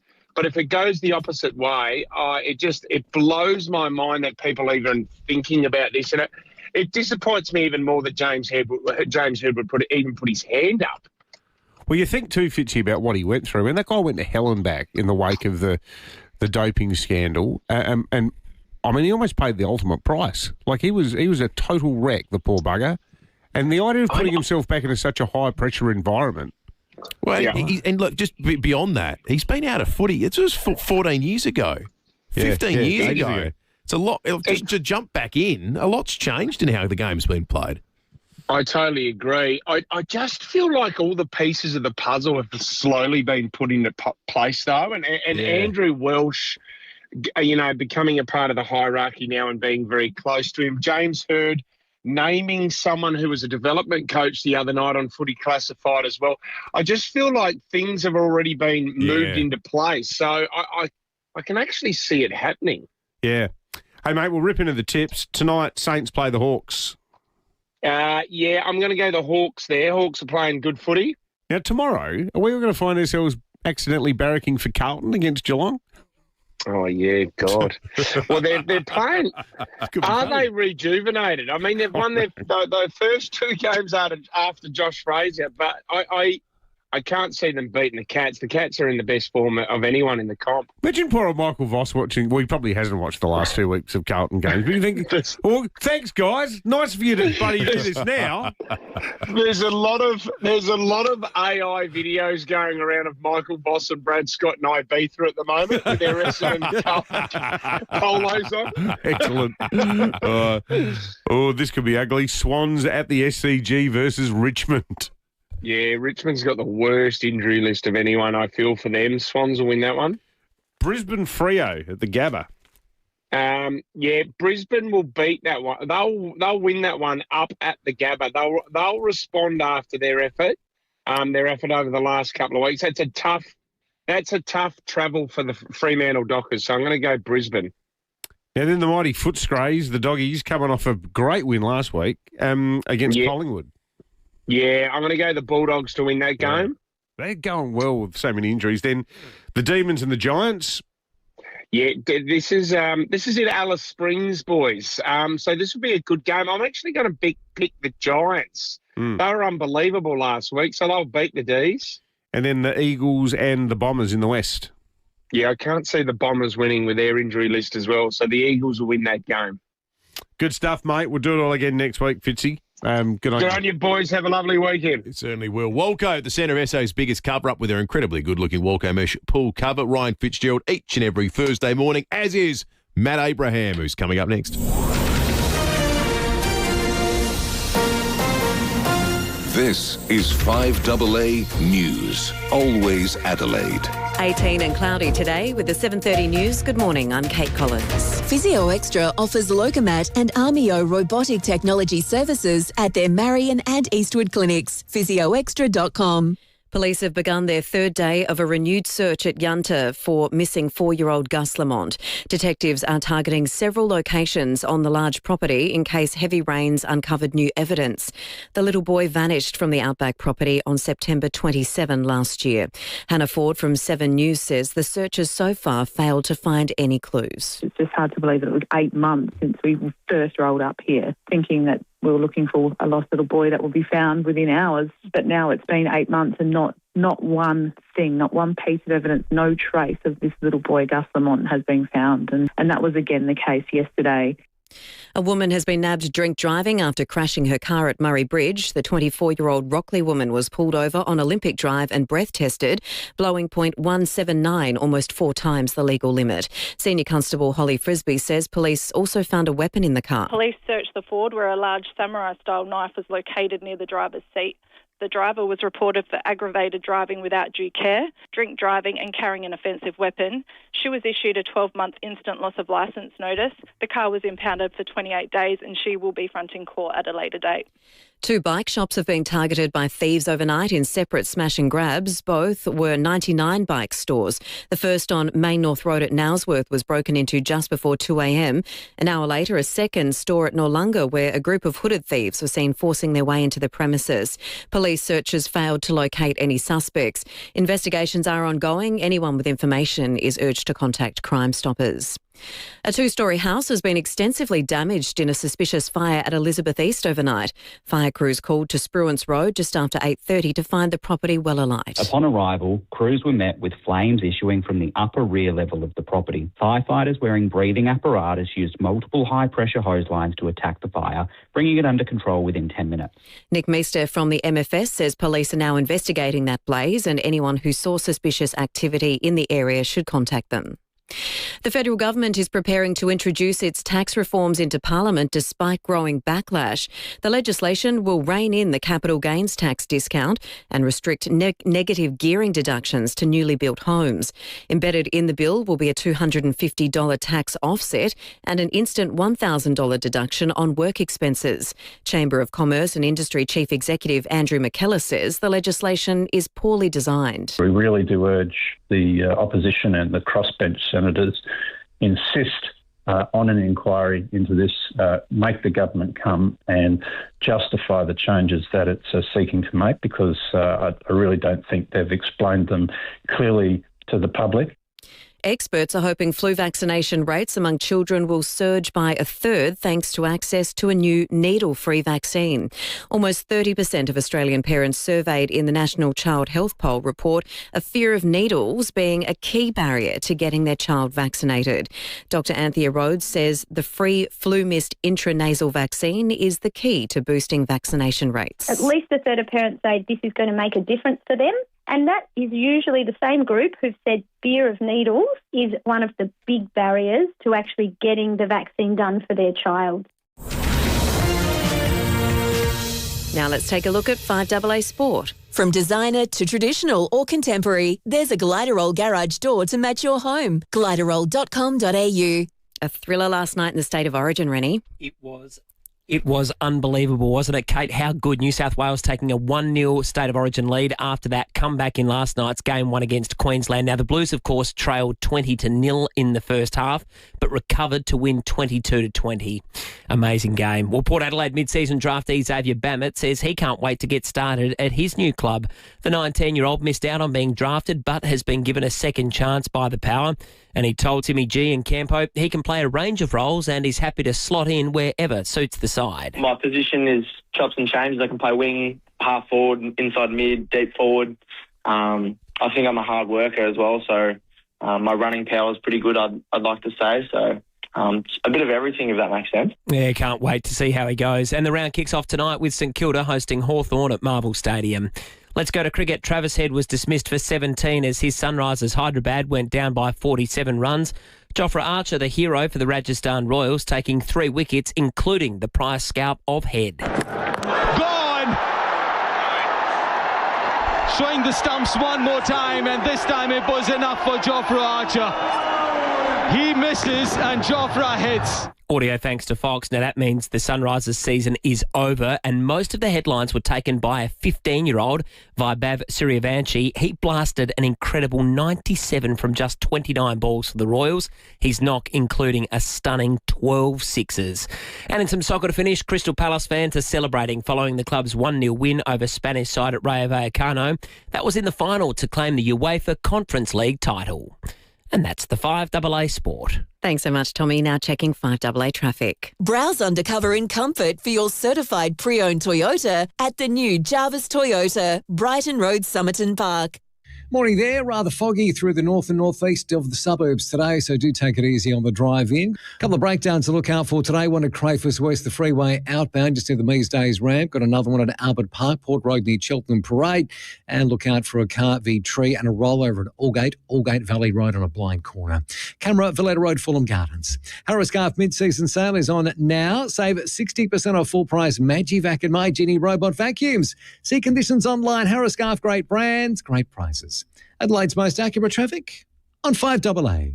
Now to the 5AA forecast. Cloudy today. We're heading for a top of 18 degrees in Adelaide. Showers increasing tomorrow, 19. Those showers are setting in for the weekend. 18 the top on Saturday and 17 on Sunday. Right now we're sitting on 12 degrees on 5AA, always Adelaide. 20 years ago, FIVEAA Milk Company was formed with a simple purpose: to give South Australians the freshest quality milk, farmed by the best SA dairy families. Keep it local, keep it real. Keep farming families farming. 20 years on, FIVEAA Milk Company produces over 17 million litres of milk every year, supporting 9 SA dairy families and employing over 100 South Australians. Look for local FIVEAA Milk Company products at your supermarket, and let's keep a good thing going. You can rent a little, you can rent a lot. You can rely on Red Spot to keep Aussie airport rentals fair. We're the only car rental company who have kept our prices low during the fuel crisis. And we're the only Aussie-owned and operated choice in major airport terminals all over the country. Experience the local service that saw us named Product Review's 2026 Car Hire Service of the Year. For a deal you can rely on, book your next rental direct at redspot.com.au today or call 1300 66 8810. Red Spot. Adelaide's fallen hard for Hello Neighbour by day, but if you haven't experienced Artusi by night yet, you're missing one of Hyde Park's great little dinner spots. This place really is all class. Open evenings from Wednesday to Saturday from 5:30. It's an intimate handmade gnocchi and pasta bar serving fresh Italian comfort food. It's real gnocchi weather out there today. In a beautiful, relaxed setting. Their gnocchi is handmade daily in-house with rich sauces and rotating dishes that make dinner feel special again. And here's the midweek excuse you needed. Wednesday and Thursday nights. So tonight you can enjoy a 3-course dinner special for just $42. So you get a starter, your choice of 3 mains, including fresh handmade gnocchi, plus tiramisu to finish. Add a spritz and suddenly your Wednesday feels like a Friday. Artusi by night at Hello Neighbour, King William Road, Hyde Park. Book your table today. Optus social media manager Derek here. We've read lots of comments, a bit like this one. Why can't I speak to a human when I need to? We want you to know we're on it with 24/7 human tech support online. We know what you get up to in bed. Reading, scrolling, binging, and the other stuff. Complete Comfort designs beds you can adjust for every activity. They have active zones you can adjust in seconds to get the right pressure, position, and circulation for a more restful sleep. And they look just like your average bed. What you do in bed is up to you, but it's always better to do it with Complete Comfort. Visit CompleteComfort.com.au or try for yourself at the Wayville showroom. Knock down, build 2 with Metro Homes. Move into one and keep the other as an investment. Metro Homes, they do it all for you. David Penberthy and Will Goodings, 5AA Breakfast. 20 to 8, enjoy your outdoor area all year round with an opening and closing roof. Designed, manufactured and installed locally by Louver House. I was, I'm bugging. This is Democracy Manifest. They're eating the dogs. I tell you what, any boss who sacks anyone for not turning up today is a bum. Matt. It's real automated louver weather at the moment, raining and fog and sometimes it's dry. Those louvers are working overtime. You need them. The louvers in politics are working overtime as well, Matt. Good morning. Good morning, Will. Good morning, David. I'd just like to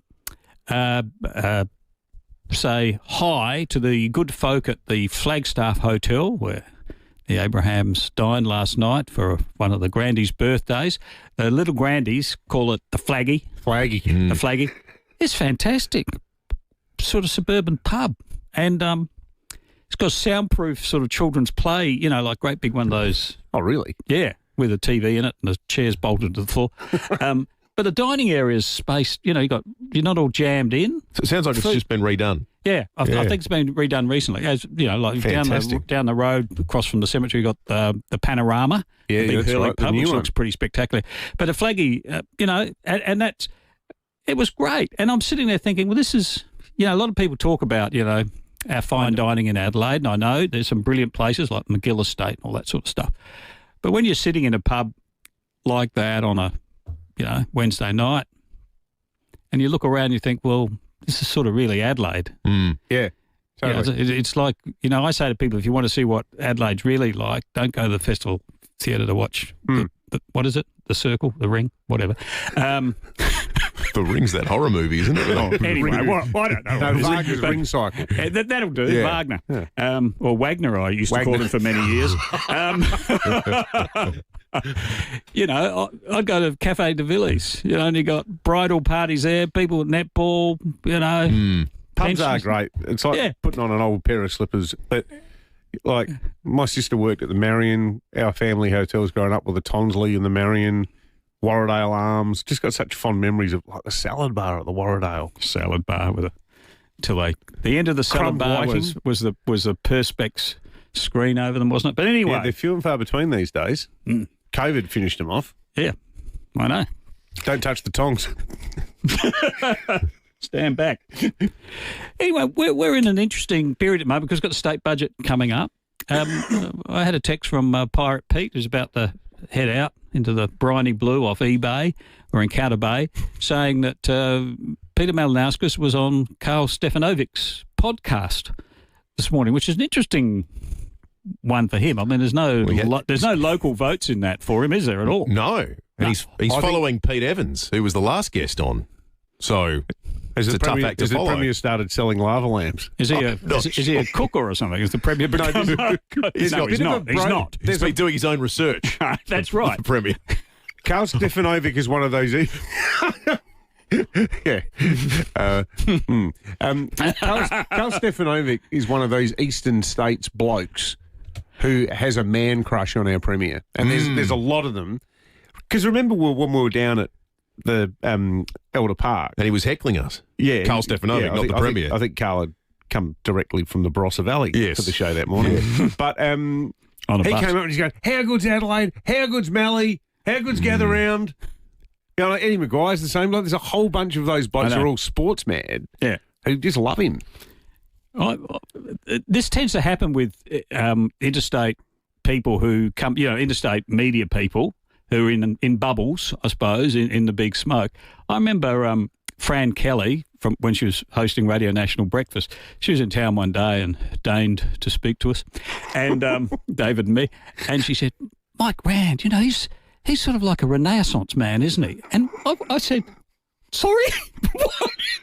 What? Leonardo da Vinci or something? I don't, you know.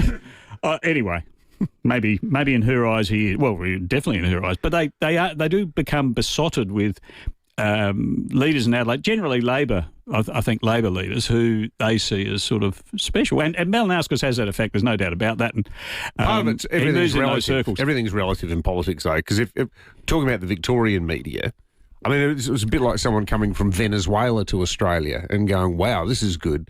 You know, if your premiers have been Dan Andrews and now Jacinta Allen, it's not hard to look like you know, John F. Kennedy by comparison. It's not going. I mean, I don't necessarily think this is the motivation, but it doesn't help him beat the allegation of a potential future federal political run, does it? Doing Sydney-based podcasts. Exactly.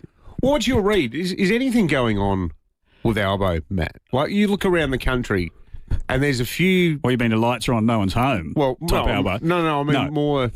There's many more conservative Labor figures. Chris Minns in New South Wales, Roger Cook in Western Australia, So two very successful premiers in terms of election wins who have come out and, Chris Minns has come out and effectively endorsed the Liberal policy of indexing income tax brackets which is something that all governments should have done and should do. And Roger Cook, a huge mining state's come out with a calling for a carve-out beyond the tech companies for capital gains tax. The capital gains tax, sort of the loss of those exemptions in the budget. So there's two premiers, and sitting in the middle, sort of geographically, is Peter Malinauskas, who's on Karl Stefanovic talking about trust, I think, this morning. But he hasn't bobbed his head. I mean, we've got some significant mining here that will be affected. You've got Olympic Dam. You've got the iron ore mine. It's a very important part of the Whyalla setup there, the sale process. Well, he hasn't said boo to a goose really yet on that. So I think would be an interesting question for our Premier on the budget. But on Anthony Albanese, you're thinking what? I don't know. There are a few senior Labor figures starting to think that they've pulled the wrong reins with a lot of the policy changes that they made in the budget. Yeah. It feels like it. Yeah, and yet we're told, and Samantha Maiden's written about this in the Advertiser this morning, that the government's quite relaxed about it, that this is all going to plan, that Jim Chalmers and Anthony Albanese always expected this reaction, but they're quite happy that most people seem to be worried not about negative gearing, according to them, but about the capital gains tax changes. Well, that's not my reading of it. And this is the same government and the same leadership that were very relaxed and happy with how the Voice campaign was going for an Indigenous voice to Parliament. And it just crashed and burned. Yeah. Anthony Albanese, I sometimes do wonder if he's in... Well, I don't wonder. He is often in a bubble. And there he was at the Victorian Labor Conference, so this is his old happy hunting ground as a cradle-to-the-grave left-winger, Anthony Albanese. And he's making a joke about, I don't see ordinary people sitting around the kitchen table talking about, why don't we set up a trust, testamentary trust? And the audience laughed, the Victorian Labor National Conference. And I thought, well, you could laugh at that, but there are quite a lot of tradies, if you talk to, who do sit round a kitchen table with their wives or partners discussing, well, we've got this business, we've got to set it up. Yeah. What do we do? And it's almost like they've set up, the budget was meant to be intergenerational, so it was the government saying, we don't give a stuff about baby boomers. Bugger them. They're not voting for us anyway, apparently. We want the young voters. So that was seen as a class warfare. But really, the budgets are drawing a class warfare between what the government sees as real wage earners and people who earn income in other ways, as though they're two different classes, as though somebody who is earning a wage, as a fly-in, fly-out worker, they might be a nurse, teachers, whatever, they're earning money. Well, apparently that's good. But if they're investing that money to make a bit more money, well, then they're not real workers, as though they're two separate classes. Well, they're not. There's, we know it's the same sort of pool in Australia. And I think one of the things that Paul Keating and Bob Hawke did, but particularly Keating, inadvertently, is by the way they changed the economy here and liberated the economy in many ways by floating the dollar and all that sort of caper. I think they created a generation of Australians who are incredibly financially literate. Well, my mum and dad never talked about, I don't like the way the deficit's looking or no, because it's all sort of like a benevolent government there. We're here, we know what we're doing, we'll look after it for you. Whereas the Keating reforms set in train, I think, a whole generation of Australians who do, I'm not saying everyone, but I think many, many more. I talk to our adult children about money, and they're a lot more sophisticated about it, a lot more careful probably. There's certainly a lot more strategic about how they think about money. Given that the Abraham Credo has always been never pay for retail, that they are. And I don't think I'm alone in that.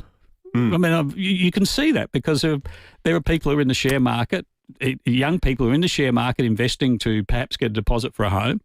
1 in 5 people under the age of 25, I think, under the age of 30 have invested in an ETF, an exchange-traded fund. That's a significant proportion of people who are now worse off. To your point, though, about I think there is something in the endeavour that the government has undertaken to try and remove, and this is where the language gets clear, this is tricky, to try and even out the tax burden between the wage earner and the investor, because in their view it's been tilted too much in favour of the investor for too long.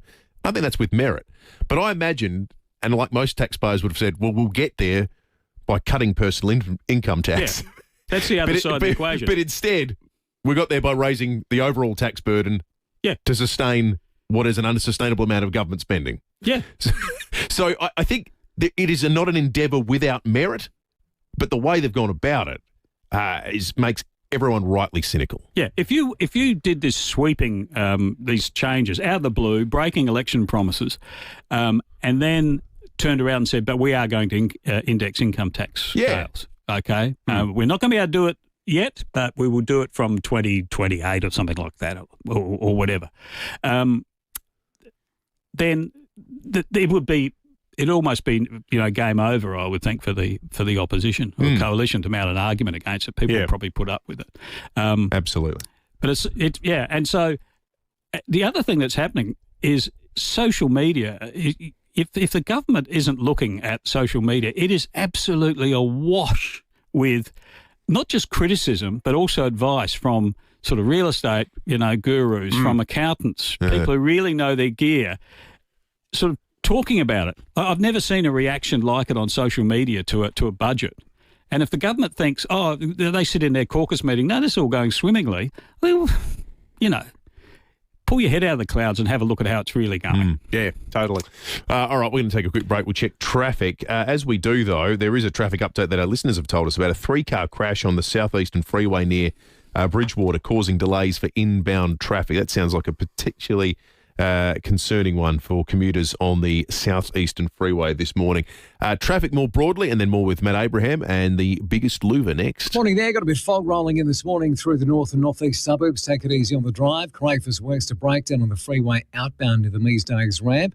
Also on the freeway, got a crash at Harndorf. That's on the down track near the Verdun interchange. Quite big delays inbound through there. And Albert Park, another breakdown. This one on Port Road near Cheltenham Parade. Canberra's Clayson Road, Salisbury East and Seaview Road, Henley Beach.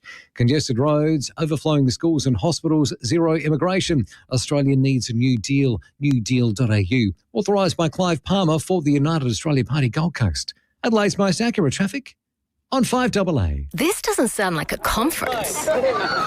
This doesn't sound like a work trip. And this doesn't sound like team building.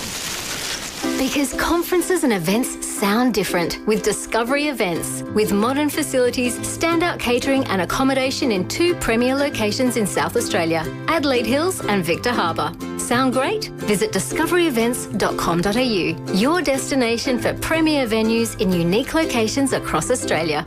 A smashed or damaged windscreen can happen in a heartbeat, but it does get worse if you don't go to your local Complete Windscreens to get it fixed. You could be waiting weeks, and look, that's not on. Complete Windscreens has windscreens and glass for all makes and models in stock right now with 15 technicians standing by to get you back on the road. You don't need to wait. Tell your insurance company you want Complete Windscreens on the job. CompleteWindscreens.com.au. Look for the big red koala.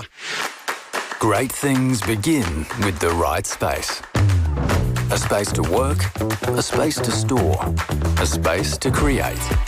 Right now, build the space you've always wanted with Olympic Industries sheds, garages and outdoor storage designed for Australian lifestyles. Visit one of Olympic Industries' inspiration centres today and bring your space to life. Start something with the Olympic Industries sale. On now. 5AA Breakfast is streaming live right now. To watch, simply head to 5AA on Facebook or YouTube. Knock down, build 2 with Metro Homes. Move into 1 and keep the other as an investment. Metro Homes, they do it all for you. David Penberthy and Will Goodings, 5AA Breakfast. 5 minutes to 8, Matt Abraham in the 5AA Breakfast Studio. Thanks to the wonderful people at Louver House. It's time to determine the week's biggest louver. Matt. Now, I have happily gone through my life believing that you can't get a little bit pregnant, but apparently you can. Dr. Anna Cody is a Sex Discrimination Commissioner, and she was being quizzed by Senator Michaela Cash in the Senate on this new ruling, apparently, where you can be discriminated against. You can take action if you're a woman who's pregnant, or if you are a trans woman who is a biological male, you can be discriminated against for potential pregnancy. Have a listen to this. I'm very confused. A biological male can't become pregnant. But the grounds of pregnancy includes potential pregnancy as well as pregnancy. But if they can't become pregnant, how can you then become potentially pregnant? It's about the unlawful treatment by the employer. If someone is treated unfairly on the basis of pregnancy or potential pregnancy, then that is unlawful discrimination on the basis of pregnancy. So if a bloke came in and they said, are you going to have children? Well, the answer to that is if a bloke came in who wasn't a trans woman, biological male, and said, oh, yeah, I wouldn't mind having children, like with my wife or partner, they couldn't be, that wouldn't count. They wouldn't get protected. Oh. No. So but it's only in the event you were saying, I'm thinking of transitioning and then I might become pregnant.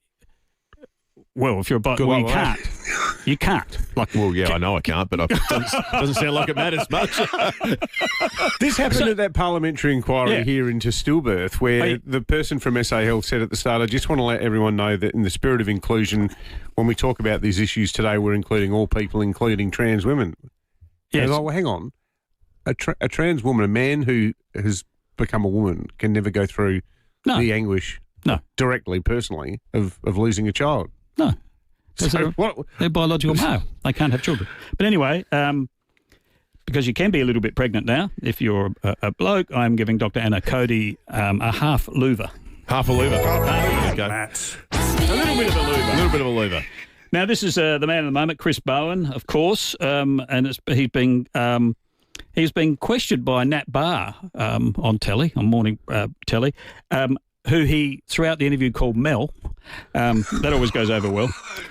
Mel Doyle. She's been off the show for about 15 years.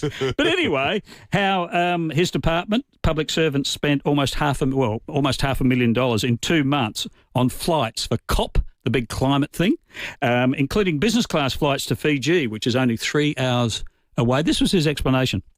There's always a value for money assessment given to every travel. Whether they should go, whether it can be done virtually, etc.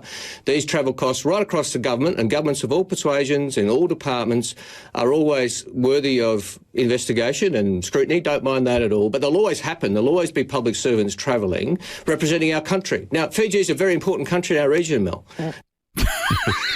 Yes, Nat. When I was listening to the whole thing of that, and I was thinking of what Pauline Hanson said at the press conference. Shut up! But anyway, he's our biggest louver for the week with a solid 7 out of 10. You take home the title of the biggest louver. Magnificent work. Biggest louver of the week is Chris Bowen. Yes. The Federal Energy Minister. Matt, great to have you in. Great work, Pleasure. Matt. Look out for that fog. See you at the budget next Tuesday, too. Beautiful. We'll be there. Can't wait. Wouldn't it be nice if energy companies were a little more useful? At Origin, we're making it happen. From offers to help you stay warm this winter, to smarter features that help manage your energy costs, and rewards just for being a customer, like savings on shopping, fuel, and even a night at the movies, keeping you comfy and in control this winter. That's all kinds of useful. Search Origin today. T's and C's apply. Looking ahead to South Australia's economic future, join FIVEAA South Australia for the 2026 Economic Outlook Address featuring the Honourable Tom Koutsantonis MP, Treasurer of South Australia, in one of his first major addresses following the state budget. The Treasurer will be in conversation with the respected Adelaide journalist Daniela Retorto. You'll hear what's shaping the state's economic direction, what's being prioritised and what it means for the public sector, business and the broader community. Enjoy a hot breakfast and timely insights into the year ahead. Tuesday, June 9, 7:30 a.m. at the Adelaide Convention Centre. Register now at sa.ipaa.org.au. The latest local, national and international news for South Australia. This is 5AA News. Always Adelaide. Cloudy and 18, the top for Adelaide today with the 8 o'clock news. Good morning, I'm Kate Collins. Physio Extra for Locomat robotic technology treating stroke, cerebral palsy, brain and spinal cord injuries. Visit physioextra.com. There's a new police search near Yunta for missing 4-year-old Gus Lamont. Major crime detectives are using recent heavy rains as a window of opportunity to scour the family's remote property.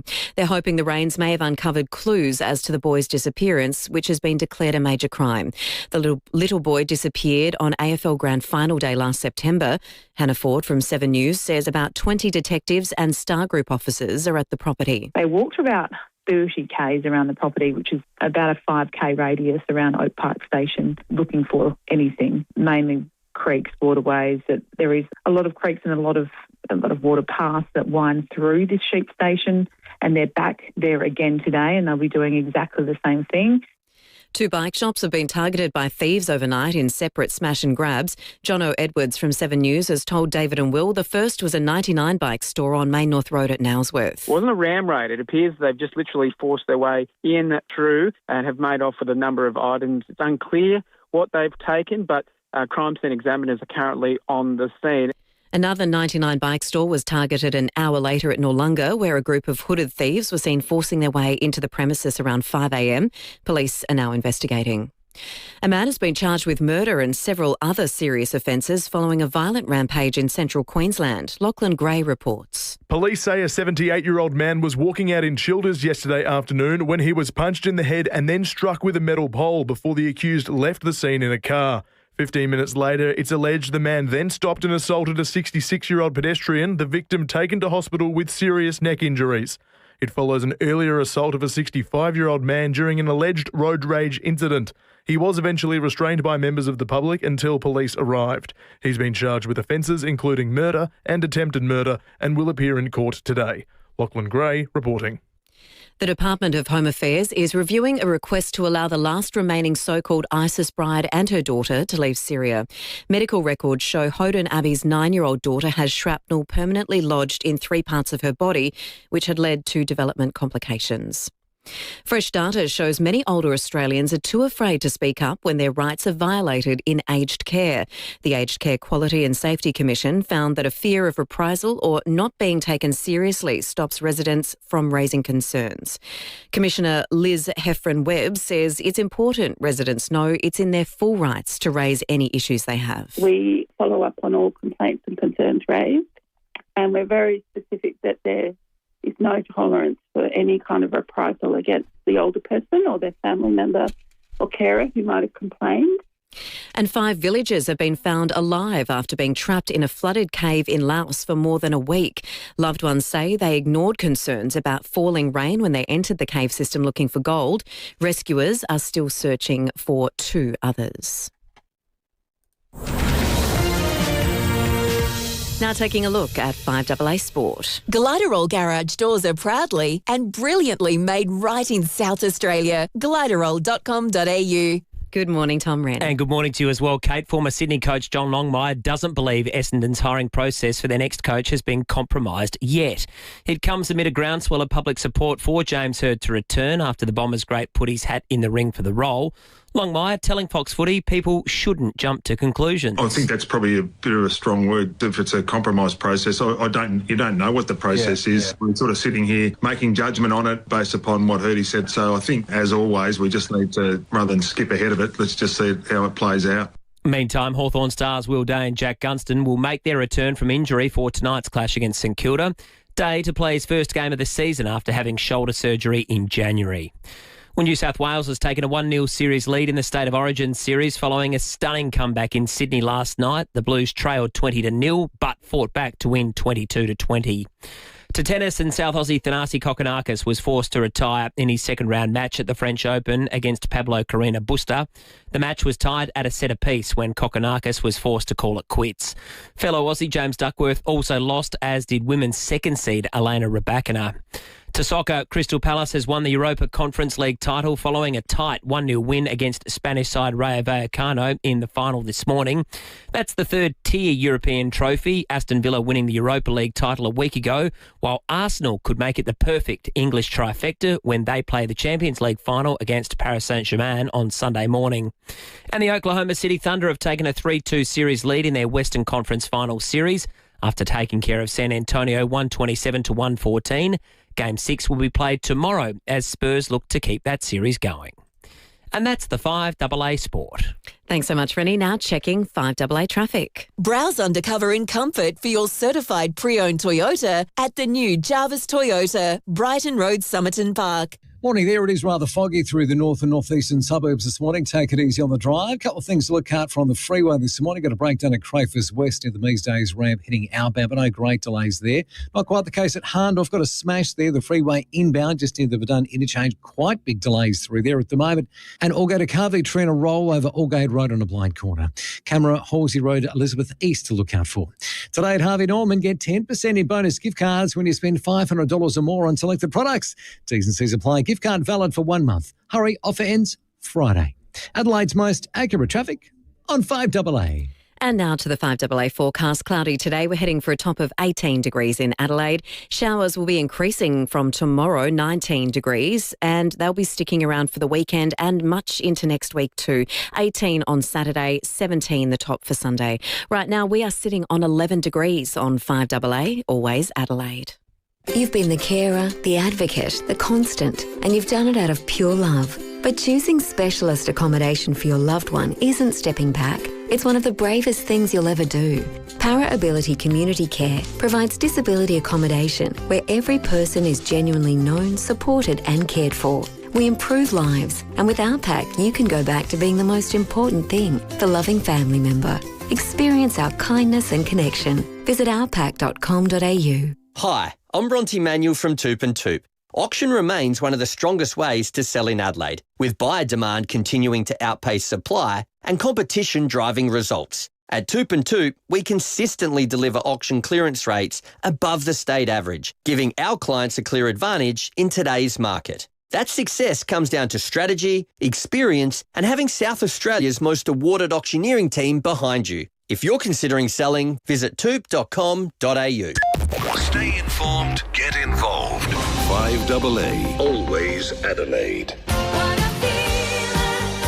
Knockdown, build two with Metro Homes. Move into one and keep the other as an investment. Metro Homes, they do it all for you. David Penberthy and Will Goodings, 5AA Breakfast.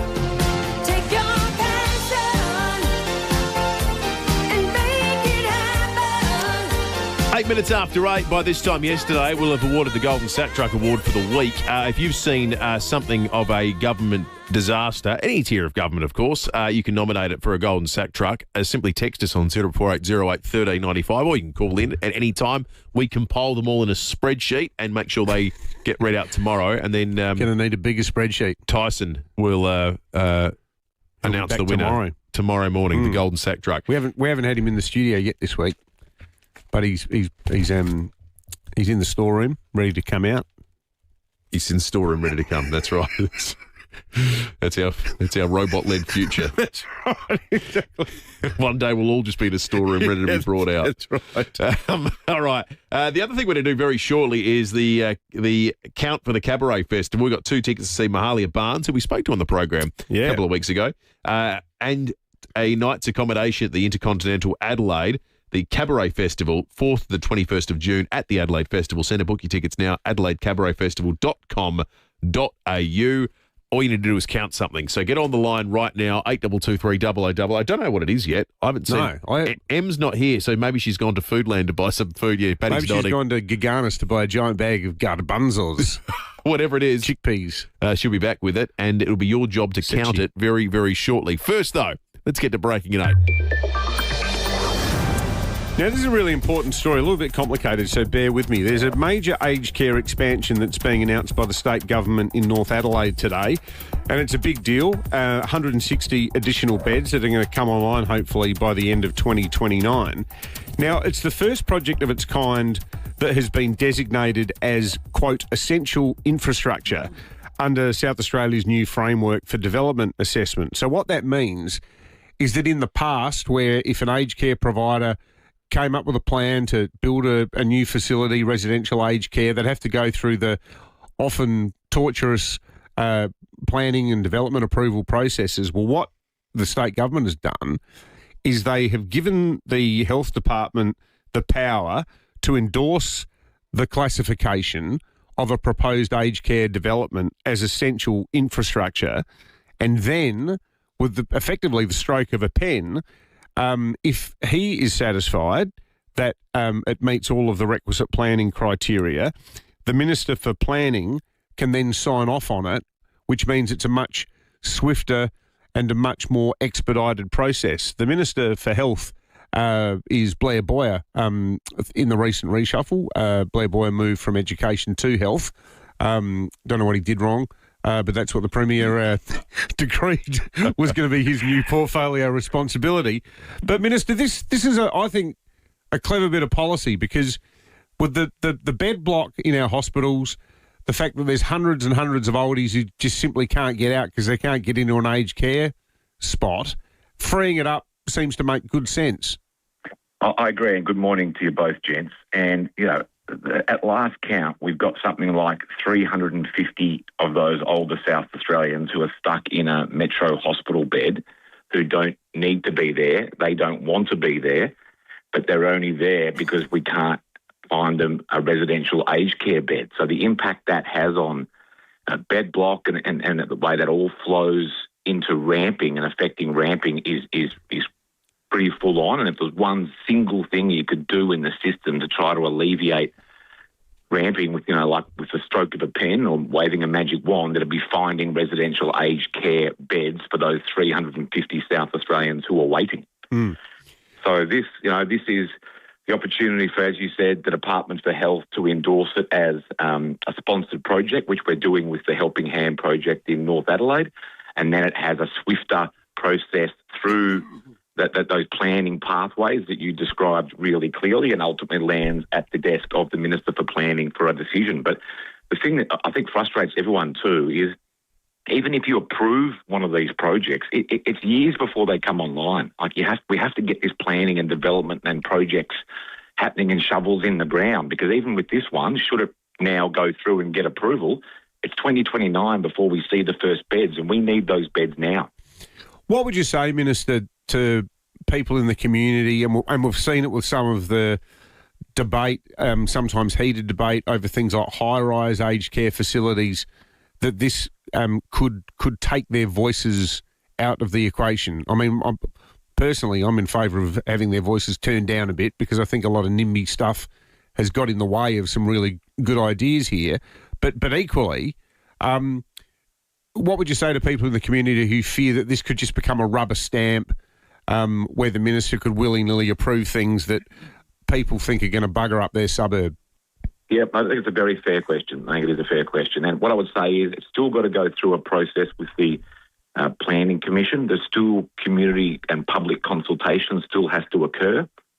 So I think there's still a lot of rigour around it. But ultimately what happens at the end is, instead of the Planning Commissioner, only in the case where it is deemed essential infrastructure and sponsored, mind you, like this, it has to have a recommendation made by that Planning Commission to the Minister, instead of, in that case, the Planning Commission potentially saying, you know what, we just think this is a no, and putting a line right through it, and that's the end of the project. So I still think that there'll be all the opportunities for communities to be heard around their local neighbourhood and any impact they think it might have on them.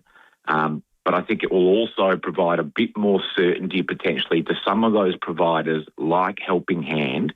And this is a real problem I've discovered since becoming a minister, who look at the current process and say, I'm not sure we want to go through that. We're not going to invest in this part of Adelaide or in South Australia in a new aged care facility, because the process of trying to get approval is so fraught and so torturous, and therefore we miss out on those beds altogether. Minister, this question's broader than your remit with regard to health, but I'm interested in the government's philosophy on this, because everything you've said about urgent need and making the process simpler and getting rid of red tape and expediting something to meet what we desperately need right now, you could also say about the housing situation, couldn't you? So, why just exclusively have an approach like this for healthcare, aged care, when, I mean, all those arguments hold up for housing too, surely? It's a very good point. I've got in front of me the list of things that are deemed now as essential infrastructure. It includes stuff like can be health, education, community facilities, police, justice, emergency services. There's a whole range of things here, and I think, you know, if your listeners were to look at that list, they would probably think, yeah, that's all fair enough. But you're right. We've got a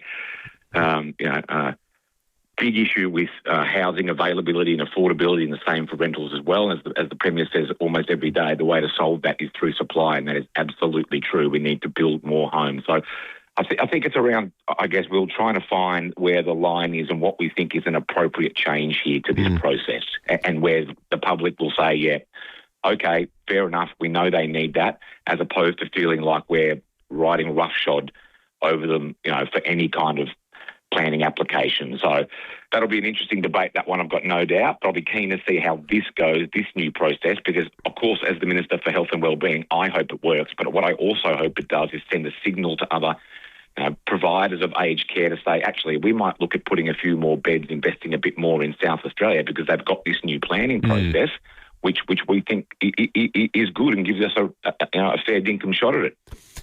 I mean, apart from the sort of, novel approach in the planning space, one other sort of left field bit of thinking that I think on one level has been very smart by SA Health is just over the road from us. We've got the Pullman Hotel repurposed as a sort of quasi-hospital, a real hospital located within a hotel for older patients who are unable to find spots in aged care. That's taking some pressure off public hospital beds.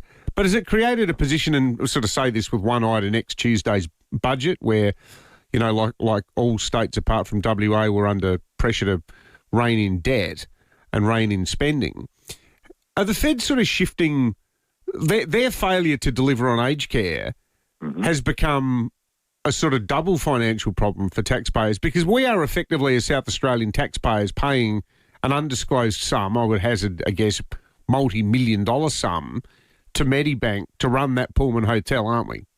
Yes, that's right. That's right, and you're right. And this is a genuine concern of mine, and I think every state government. And I wouldn't just also apply it, Dave, to aged care or hospitals. But it's a real consideration with NDIS, I think, as well, in terms of the changes that are being made there. I think, all state governments, including ours, have got to remain alive to the fact that there are things that have, traditionally been in the remit of the federal government. And NDIS is an example, of course, where the spending there has just absolutely got out of control. There's no doubt that the federal government's got to do something. But, what then falls to the state government to do, and what is the cost of that? We don't have the deep pockets like the federal government has. Obviously, budget's already under a bit of pressure. So what do we do? So it is something I'm concerned about as the health minister, and I think something that we're going to have to watch very, very closely. Blair Boyer, the Minister for Health and Wellbeing, thanks for joining us this morning for Breaking at 8. Thanks, gentlemen.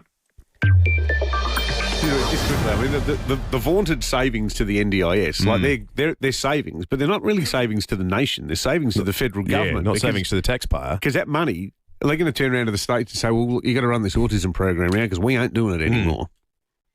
So there'll be billions of dollars that the states spend. And it's a clever bit of politicking as well, because if the services are reduced in the eyes of those that receive them, the federal government will say, we'll take it up with the state government. Well, I know. It'll be a question, don't ring Mark Butler, ring Blair Boyer. Yeah, exactly right. He's in charge of that now. Yeah. All right, let's count something, shall we? Let's do something frivolous. We've done a bit of high-end, numbers. Too much high-end stuff. Let's do low-end numbers. Emily has been to McDonald's. She's bought a medium fries. The count for the cabaret today. How many fries, individual fries, are there in a medium fries at Macca's? 8223 00. Well, in the one we bought. So, maybe there are some in the bottom of the bag. Well, there's always a few know. left in the bag. Yeah. Well, we're asking you how many are in the cup, aren't we? In the cup. Do you put fries in your burger when you eat it, Will? No. Oh, I do. Quarter pounder with bacon, extra pickle, open the lid. No. Tip the chips into the lid, take the top off the burger. No. Put half a handful of chips into the I know burger. it's a popular thing to do, but no. I can't get there. You just got to let go, mate. 8223 0000 is the number. How many fries at a medium fries? The count for the cabaret. You can see Mahalia Barnes and get a night's accommodation at the Intercontinental. 2 tickets and a night for 2 there. That will be a hell of an evening. AdelaideCabaretFestival.com.au. Let's go to Salisbury Heights. Jason, how many fries? I reckon 52. Thank you, Jason. Leslie in Albert Park, good morning. Hi, how you going? 64. Thank you, Leslie. Kay in Mount Barker, how many fries? 56. Thank you, Kay. Darren in Colonel Light Gardens. 42. Karen in Pasadena. 43. James in Nord. 65. Linda in Heathfield. 51. 51. Are we done? We no more bets? Any more callers coming through? I think we've got a couple more that we're going to take. One more. Marge in Hampstead Gardens in the pole position, the reverse pole in this competition, as it turns out. Marge, good morning. How many chips? 43. 43. The number was 74, which means the winner is James with 65. I think everyone went unders. You get more fries than you expect. Yeah. 74 in a medium. Plus those in the bottom of the bag, of course, that we didn't count, just the ones in the cup. Did Em just buy the fries alone or anything else? Are you hungry? Well, I'm just asking out of interest. And a McChicken. She bought a McChicken as well. I'm not eating it. Who's eating it? Who's eating it? No, Pat's eating it. Paddy's going to eat it. It's his solemn duty as the producer of the program that he Em's eating for 2, but she's not eating Macca's because she's protecting her child at the moment. Paddy is having the most delicious and magnificent start to the morning you could possibly imagine. You can eat Macca's if you're pregnant. It's not like you're getting a McOyster burger. No, but people do like a cleanse. McBrie. People, start doing all sorts of bizarre stuff. As long as you're taking a couple of elements, you can. Oh no, that's for when you're trying to get pregnant. Do you know what I think is excellent? Not doing a cleanse. I'd have a Macca's breakfast right now. 100%. But Paddy only bought enough for himself. So, all right, we're going to check traffic and come back with more in just a moment. A little bit of fog rolling through a few areas today, so take it easy on the drive. Crayfus West, a breakdown on the freeway outbound near the Mees Days ramp. Got a crash on the freeway too. This one's near Harndorf, the down track near the Verdun interchange. Quite big delays inbound through there. And another breakdown getting sorted at Albert Park. This one's on Port Road near Cheltenham Parade. Camera, Seaview Road, Hindley Beach this morning. Looking for a great deal? Fantastic Furniture's biggest end of financial year sale is on now. 40% off selected products in-store and online. Only at Fantastic Furniture. Adelaide's most accurate traffic on 5AA. The 5AA Sports Show. Rowie and Timmy G. Mid-season draft, Woodville West Times Football Club will lose 3 players, and I think from that perspective, if you're the head coach, which Sauce Jacobs is, you'd be pretty, well, just devastated, I reckon. Adelaide only local sports show. You're right, it always comes at a cost at the top teams because generally they're the ones that have been playing well. It's a difficult task. The 5AA Sports Show. Weekday afternoons from 4 on 5AA. Always Adelaide. The most frustrating thing about having your car repaired after a collision can be the wait. Sometimes months. At Premier Panel Services, the wait is one thing you won't have to worry about. We've expanded our workshop and our highly skilled team. It means we're better equipped to deliver an outstanding outcome for you and your car. RAA and MTA approved, Premier Panel Services work with most insurance companies. So ask for Premier Panel Services and get back on the road sooner. Listen. On eBay, you keep more of what you earn because it's now free to sell your thing. Well, all right. No transaction fees on your sales, not available to pro sellers. See full terms on eBay. If you need to move from A to B this autumn, your best move is hiring from Budget Car and Truck Rental. To get started, you need boxes and tape for storage and furniture covers to keep your possessions pristine. Budget has you sorted. Then you need the perfect set of wheels, and Budget has got them all. Cars big and small, moving vans and trucks available on a standard driver's licence, plus utes, hybrids, trailers, 12 to 25 seat buses and more. Once you've chosen a vehicle, grab Budget's blankets and a trolley to ensure the move goes smooth. Job done easy with Budget, a family-owned business with friendly staff you can count on at multiple locations across SA. If you've got something big to budget with a Budget rental truck. Call 13 27 27. There's a better way to choose your next car. Not bumper to bumper, but vineyard to vineyard. Come to Barossa Auto Group and test drive Ford, Volkswagen, Honda or Kia, where the road opens up. And the drive means everything. Take a country test drive. We'll even buy you lunch to make a day of it. T's and C's apply. Barossa Auto Group. Tanunda and Nuri Utpa. Rosanna Mangiarelli here from 7 News. Join me and Will Goodings for Adelaide's leading news hour, 7 News, tonight at 6 o'clock. Knockdown, build 2 with Metro Homes. Move into one and keep the other as an investment. Metro Homes, they do it all for you. David Penberthy and Will Goodings, 5AA Breakfast. 5AA's World Cup of SA. All right, it's World Cup of South Australia time. We are in the food and drink part of the bracket, previously contested by Cooper's Pale Ale and the Frog Cake, of course. The Frog Cake's back in South Australian hands. It is. I wonder if that would have changed the vote. What about that? It wasn't when we voted. Does that mean we have to start pretending we like them again? All right, I think I'm going to win this one. I think this is easy. There's some poor sales rep who's probably been trying to pitch, let's do a live read about frog cakes, going, will you stop saying rude things about frog cakes? Well, let's be clear about this. To make it to the final, this is like making it to the World Cup. Yeah. This is a success in it. Once you've made it, it's a success. Yeah, that's right. Exactly. So, 8223 to cast your vote. 3 calls gets something to the next round. I think I've won this round, and I think it's very simple. I got Fritz. And I'll simply say this. If to any South Australian, if you ask them to name something uniquely South Australian, I guarantee you Fritz will be in the first 3 things they name. That doesn't even need to be in food or drink. Yeah. I took Rosie out to the wonderful sandwich shop at Westlakes a while back, and the first time they met her, they said, we need to give her some Fritz, as though it was a South Australian rite of passage. Because it is.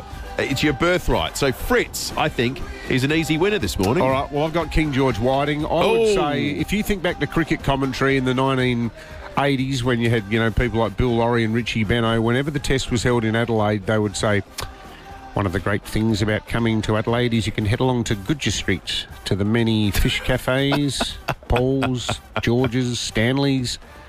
They're all gone now. Breaks your heart. Lucas is still flying the flag there in Pulteney Street, but back in the day, all of those wonderful Greek fish cafes, the king of the fish, and it was recognised internationally, all the visiting cricket touring sides, they were tripping over themselves to get into Paul's, to get into the King George Whiting. It really is the king of fish. I genuinely think, and Rick Stein attested to this when we caught up with him, he said, this is unique. And not Sand Whiting, King George Whiting. 8223 is the number. Fritz or King George Whiting? What makes it through to the next round for the World Cup of South Australia? Start us off, Sue. What are you voting for? Fritz. Fritz every time. Fritz and sauce sandwich, Fritz and Vegemite sandwich. All right, good on you, Sue. 8223. Fritz and Vegemite sandwich. That's a unique you combination. You know what's really good? Barbecued Fritz. Yeah, you're a big...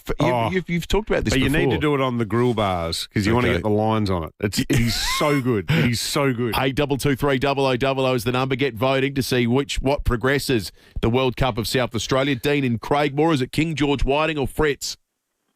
King George Whiting is overrated. Give me a bung of Fritz anytime. All right, thank you, Dean. I think the fish is in real trouble here. Ken in Onkaparinga Hills, good morning. Yeah, good morning, guys. Definitely got a big KG Whiting. All right. 1 for the fish. 2-1. We've had very few shutouts so far. Dawn in Salisbury North, good morning. It's got to be Fritz. Fritz, definitely. Fritz it is. Dawn's vote carries it, and Fritz makes it through to the next round. This is always going to be. Does that mean it's going to be Fritz versus Cooper's Pale Ale, or are we not quite there yet? Ooh. Yeah, so next round in food will be Fritz. Oh, that's hard. V Cooper's Pale Ale. Oh, boy. The second round gets really... The first round's hard enough. Second round gets really, really difficult. World Cup of South Australia returns tomorrow morning. We will return on the other side of 5AA News. 5AA Breakfast is streaming live right now. To watch, simply head to 5AA on Facebook or YouTube.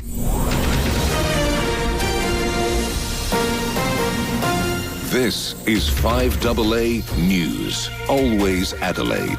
Cloudy today, a top of 18 degrees with the 8:30 news. Good morning. I'm Kate Collins.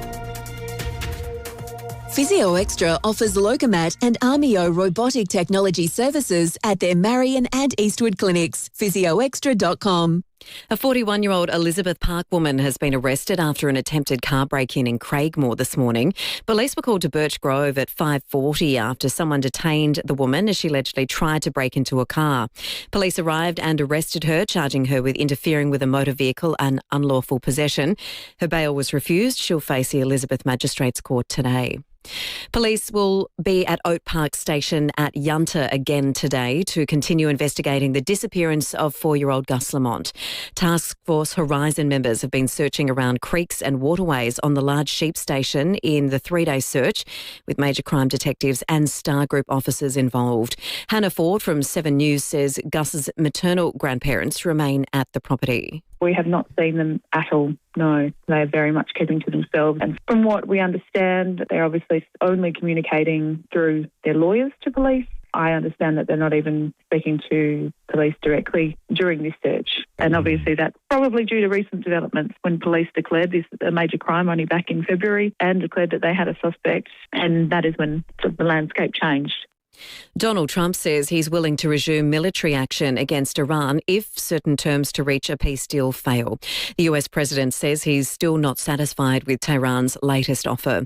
Iranian state media reports a draft peace deal has been reached, but the White House is denying the claims.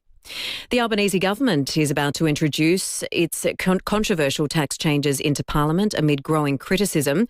Federal Politics editor Michael Packey. Measures to rein in the capital gains tax discount and negative gearing concessions are being tabled in Parliament. In a bid to wedge the opposition, Labor's bill will also include an ongoing $250 tax offset and $1,000 deduction on work expenses. Shadow Treasurer Tim Wilson believes voters will see through the cynical politics. Because at the last election they said they wouldn't introduce these taxes. But Government Minister Jason Clare argues it's not cynical, but the way the policy is designed to work. One funds the other. After the legislation is introduced, the government will continue consulting various groups, with changes likely to the capital gains aspect of the bill. Michael Packey, Canberra. There have been cheers and celebrations as 5 villagers were found alive after more than a week trapped in a flooded cave in Laos. The men were trapped by rising waters after entering the cave system to search for gold. There were jubilant scenes as the news was received that the group had been located.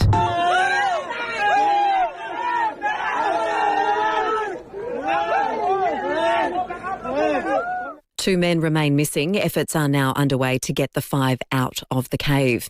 And Australian researchers have disproved the urban myth of baby brain, finding new parents do not experience cognitive decline.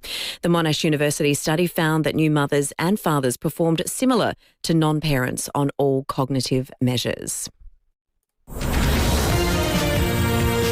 And now turning to 5AA Sport. From designer to traditional or contemporary, there's a Gliderol garage door to match your home. Gliderol.com.au.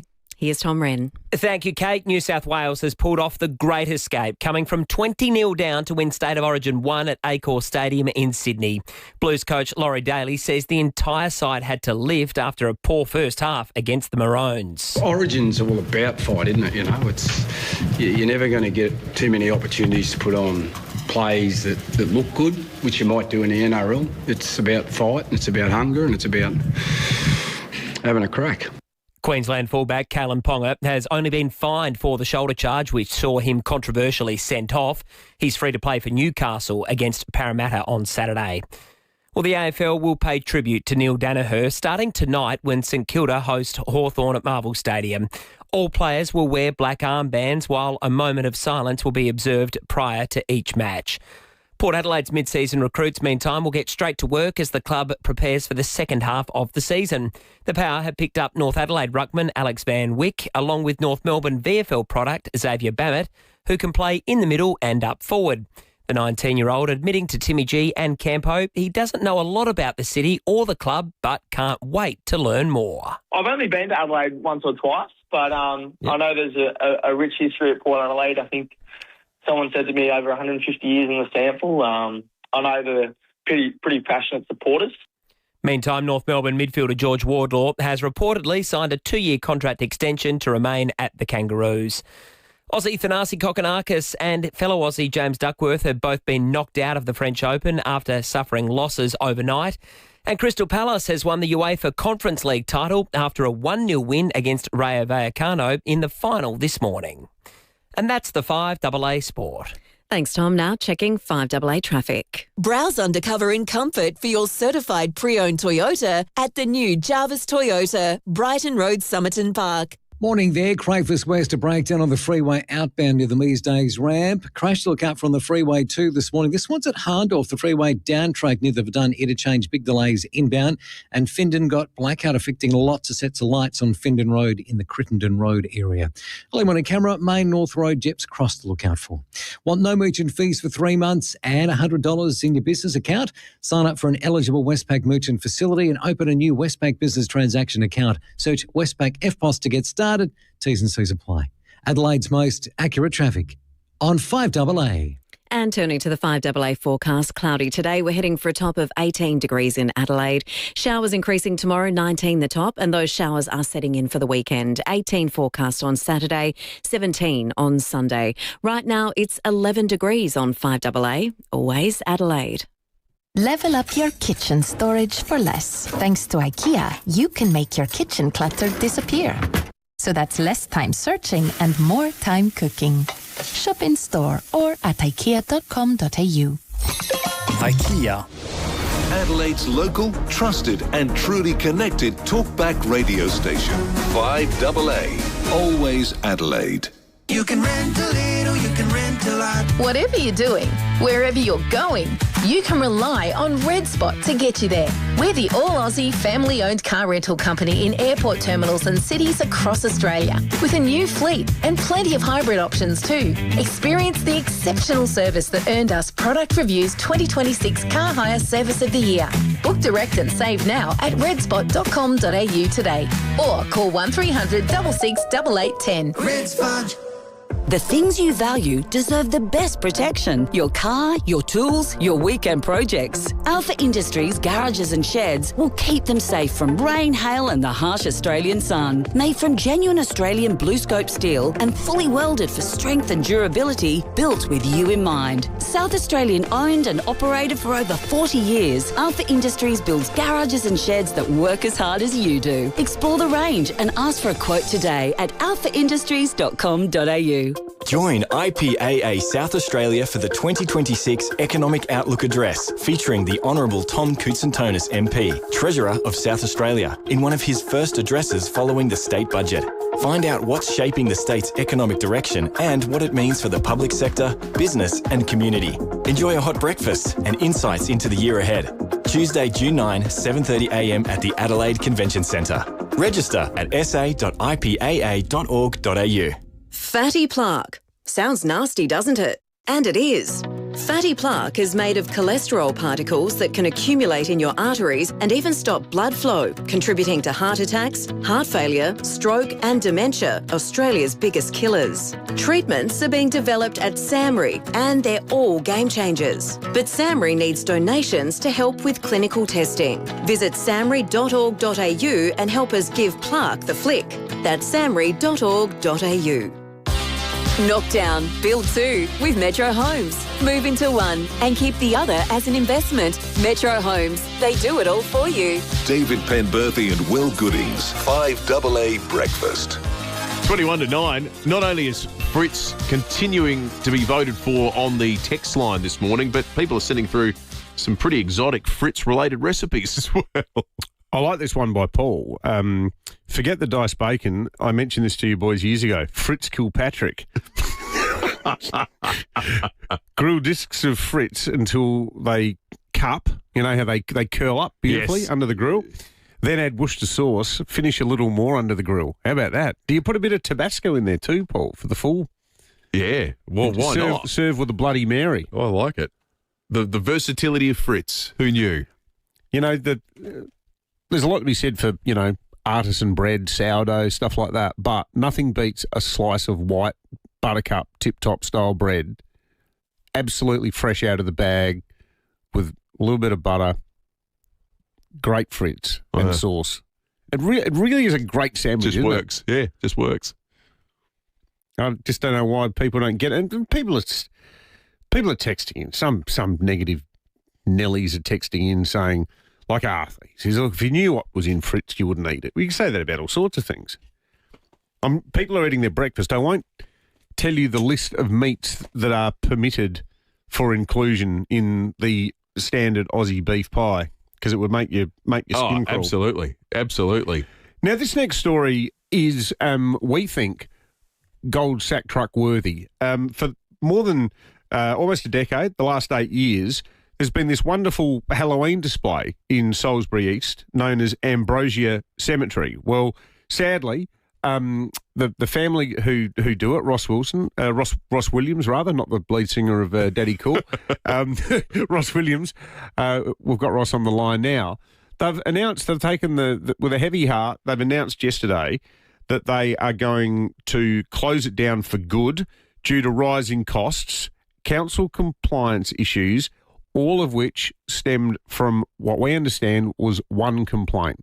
One neighbour, just one, complained about the Halloween display. So as a result, poor old Ross has decided This is the Halloween version of the dog cafe. It is, yeah. One complaint. It's all it takes. Ross, good morning, mate, and thank you for joining us. This is really sad because this display must have brought so much joy to so many people. Yeah, it has. We get thousands of people come through every year. What was the complaint, Ross? I don't know the exact nature, but I think that it was around the if there are any safety issues and the amount of time we take setting it up. Safety? So what, was someone going to get crushed by a skeleton or something, were they? Well, apparently. So does the council give you an explanation as to the specifics of it? Like, you know, did you have a council inspector come around? Yeah, so the council actually came out. So we built the walkthrough out of pallets, and essentially the council said they wouldn't approve building out of pallets under like the building code or something like that. So we had to change the method. And the changes we need to make is going to cost us thousands of dollars, which we just can't afford. What, because someone could have tripped over on one of the pieces of wood in the pallets or something like that? Oh, it's not so much about that. It's just construction, you know, because it's sort of they deemed it as construction. They've never approved construction out of pallets. Unbelievable. Yeah. So give us a bit of a sense of what the display was like, Ross, because I never got out there to see it, sadly, and now I never will. But what were the sort of features of the display? So it was a big, massive sort of like a maze, but a big walkthrough. It was fully enclosed. It was dark inside, so you know, had lighting, smoke effects, lots of props. We also had scare actors inside, so they would give you jump scares. Generally a terrifying night for anyone who visited. So how many years have you been doing it, Ross? This would have been our 8th year. And how many injuries did you have in that time? 0. Yeah. We can never be too careful, I guess. Oh, dear. It's the death of fun, isn't it? It is. Did you get the sense that any neighbours or people in the area, and the thing that often happens under the guise of safety concerns is people just don't like that something popular is happening in their street and people end up parking in the area and causing an issue. Did you ever get a sense that there were people nearby that just didn't like the disturbance or the increase in... Yeah, we always did a letterbox drop, gave our details, and we had so much support from everyone in the street, neighbouring streets. They all loved it. It's just one old fuddy-duddy couple who didn't like it, I guess. Unbelievable. Well, Ross, good on you for doing that, and sad that it's all come to an end. How much money do you think you would have poured into it over the years to bring all this happiness to all these kids? Oh, we've put in probably at least $30,000 over the last several years. $30,000? Yeah. $30,000. Well, mate, you're a good community-minded bloke, and it's just sad that some miserable so-and-so has brought all this to an end, and that yet again, off the back of one complaint, councils drop everything and go, well, we better look into this one. Yeah. Ridiculous. Thank you, Ross. Yeah. Ross Williams, the former operator of the Ambrosia Cemetery. That is a definite Golden Sack Truck nomination, by the way. That's what I find really funny, though? What about all these people who live in areas like in thinking about Walkerville or thinking about Nova Gardens, where you have demonstrable constant problems with drug-addled tenants who are operating drug dens out of housing trust homes, and they spend years trying to get something done about it? And the answer there is, hang on, well, this is actually a bit of a social justice equity sort of thing. We can't just go kicking people willy-nilly out of the house. However, if you're doing something entertaining that people like, and one narc complains that the pallet is not the code and that it is, for the purposes of the legislation, a semi-permanent erection, as the actress said to the bishop, they're out there in a shot saying, that's it. This has to stop. There is an inconsistency there, isn't there? I'm just looking at some pictures. Absolutely. Just looking at some pictures of it as well. Just for people that are wondering on the text line, it's not as though this was a 3-story tall palace that would been made out of pallets, that was in danger of falling over. This was something that was sort of, this is adult height. It wasn't a replica of the Taj Mahal. No, that's right. You weren't scaling it. Unbelievable. I like this text from Scott. We need a law passed called the Flock of Flogs Clause, where you need at least 25 complaints from separate households for a complaint to be taken seriously. I agree with that. Yeah. There should be a minimum standard, should there not? Yeah, where you can tell this is actually a groundswell of opinion as opposed to just one professional whinger. And what about the hundreds of people clearly taking their life into their own hands, turning up every year? Yeah, I know, maniacs. Whatever happened to enter at your own risk? Remember those signs? Yeah, well, there is actually like a broader issue here, isn't there? Like, we've seen it with kids making bike tracks. Yes. There was that case down at the Torrens where a couple of neighbours complained about, the fact that there were ramps and there were planks being left around. And what's really sad is like these days, people sort of you try to take all of the risk elements out of life, and you're actually not preparing people for life at all. Completely. It's like, these days you see a lot of fretful helicopter parents saying, "Oh, don't use that saw." You see a kid pick up a saw and go instinctively, "I'm going to try to saw this wood." A lot of people panic and go, "No, you shouldn't be doing that." Or don't use that knife in the kitchen. No, use the knife. You got to learn how to use a knife. Use the knife. And I was doing this with my 9-year-old son the other week. He's making fruit smoothies and he was chopping banana. And I said to him, mate, at some point you are going to cut your hand. Yeah. Because it's how you learn. Yeah, improve your, yeah. But just try not to. Try really hard not to. Let's flip this around and turn this into a positive. We have wonderful tickets to give away to the Adelaide Wine Festival, the newest and best wine tasting event in South Australia. It's on Sunday, June 7 at the Adelaide Central Market. You can simply Google Adelaide Wine Festival for tickets or call in right now. Let's celebrate people who decorate their homes for things like Halloween and Christmas and whatever. You might have other times of year or different unique bespoke decorations that you like to put up at your house. Well, you could be like that guy in Manham who makes all of the football characters and all of the animals. He does Bazza the Bunyip out of bits of timber, and they're all in his front yard. I love that house up on the hill there. If you take pride in decorating your home for the enjoyment of the community, whatever the occasion might well be, we'd love to hear it, and we'll give you some tickets to the Adelaide Wine Festival. Simply get calling now on 8223 0000. Morning there at Wollonga. A car rollover on Victor Harbour Road as you're going up Wollonga Hill. Harmed off a crash on the freeway down track near the Verdun interchange. Solid delays inbound through there. And Findon, blackout affecting multiple sets of lights on Findon Road near the Crittenden Road area. Early morning camera, Bagster Road, Salisbury North. Harrow Scarf mid-season sale is on now. Save 40% off full price quilts and pillows. See conditions online. Harrow Scarf, great brands, great prices. Adelaide's most accurate traffic on 5AA. Just because the forecast for the next few months is mostly grey and cold doesn't mean your wardrobe has to be. Winter new season fashion has arrived at Peter Shearer Menswear. With a range of suits, sport coats, jackets and knitwear that will have you looking and feeling fine on even the greyest day. If you want to layer up in style this winter, get down to a Peter Shearer store and be fitted with confidence. Is stress draining your energy, wearing down your immunity and leaving you feeling exhausted? Are you struggling to keep up with your day? Introducing Caruso's 8 Mushrooms Complex. Caruso's 8 Mushrooms Complex contains 8 mushrooms plus astragalus, which is traditionally used in Western herbal medicine to help the body adapt to stress, promote energy levels, relieve tiredness and support your immune system. So if you're ready to take control of your day, try Caruso's 8 Mushrooms Complex today from leading pharmacies and health stores. Always read the label and follow the directions for use. Our first big deadline is midnight tomorrow. Win $500,000. Get your Hospital Research Foundation Home Lottery tickets now to automatically enter the early bird draw for $500,000. Homelottery.com.au. Plus, your tickets stay in for the West Beach Grand Prize, a single-level stunner right on the beach. Early bird deadline, midnight tomorrow. Get your tickets at homelottery.com.au. Licence M14944. Harvey Norman 10% in bonus gift cards. Stores open until 9 p.m. Thursday and Friday.